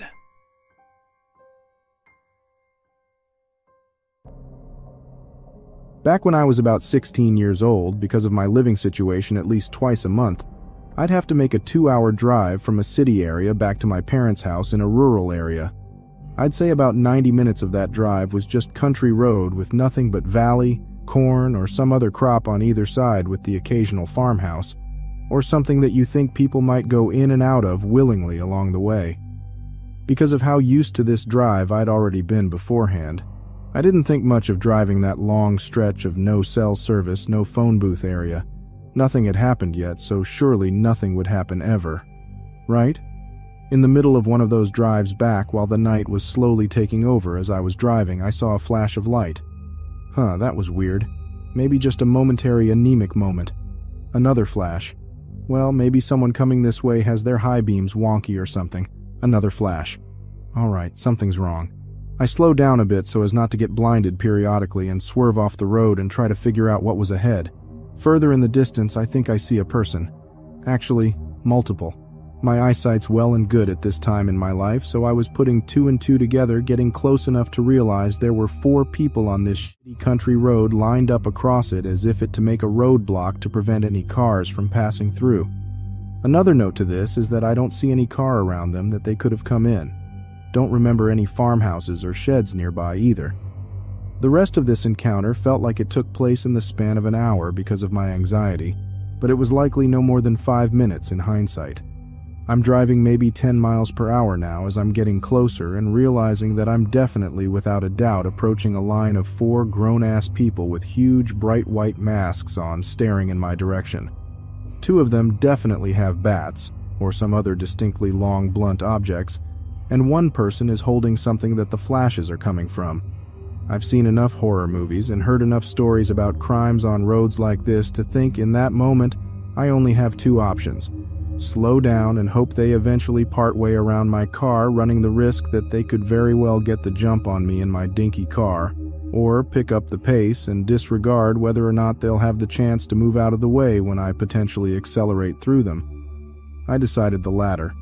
I had no means to protect myself with other than a bat in the trunk of my own car, and at the time I was a young teen who could easily get knocked down with a solid slap because of my build, and my car was shit enough to where if I stopped I wouldn't doubt someone could break in with easy force. Now, hearing gravel and dirt kick up from under my tires, I was more freaked out at the potential I could drive myself off the road along with taking out some strangers, who I am now dead certain are carrying bats as I accelerate towards them. I'm proper freaking out, but I've accepted that this was the decision I made from the adrenaline of fear of any situation. I accelerated more, and thankfully the 2 that were directly in my way lunged out of the way just in time to not get hit. I stop accelerating to catch my breath and see them in my rearview mirror. The other 2 for some reason trying to haul ass towards my car as if they could catch up, and it became so real in that moment that there were people who were intentionally trying to get the jump on me in the middle of nowhere. Probably not just kids trying to get the kicks and giggles out of freaking someone out, but real adults trying to harm someone that came that way. I just focused on driving out of there as fast as I could. I focused on going forward, didn't turn the radio back on to distract me, and felt shook by the experience in general. The most up part, honestly, was getting home and realizing that part of what I was driving on wasn't gravel. It was nails that were now embedded into my tires. Praise whatever God may be out there for me somehow having those sturdy tires. I didn't tell my parents the full story about what happened, and they just assumed I was being reckless and someone was playing a prank. I told the story to some of my friends, and they told me I probably wasn't in any serious situation, and they were just trying to get a scare out of me, especially since being in a car was a pretty big advantage in the situation, which I can't deny. Still, creeped the absolute hell out of me, and I remember it every single time I drive down a road that looks any type of similar.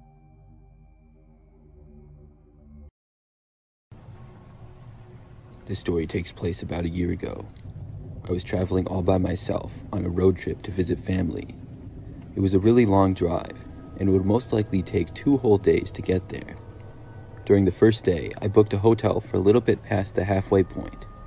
I wanted to get a little bit more driving done in the first day if possible.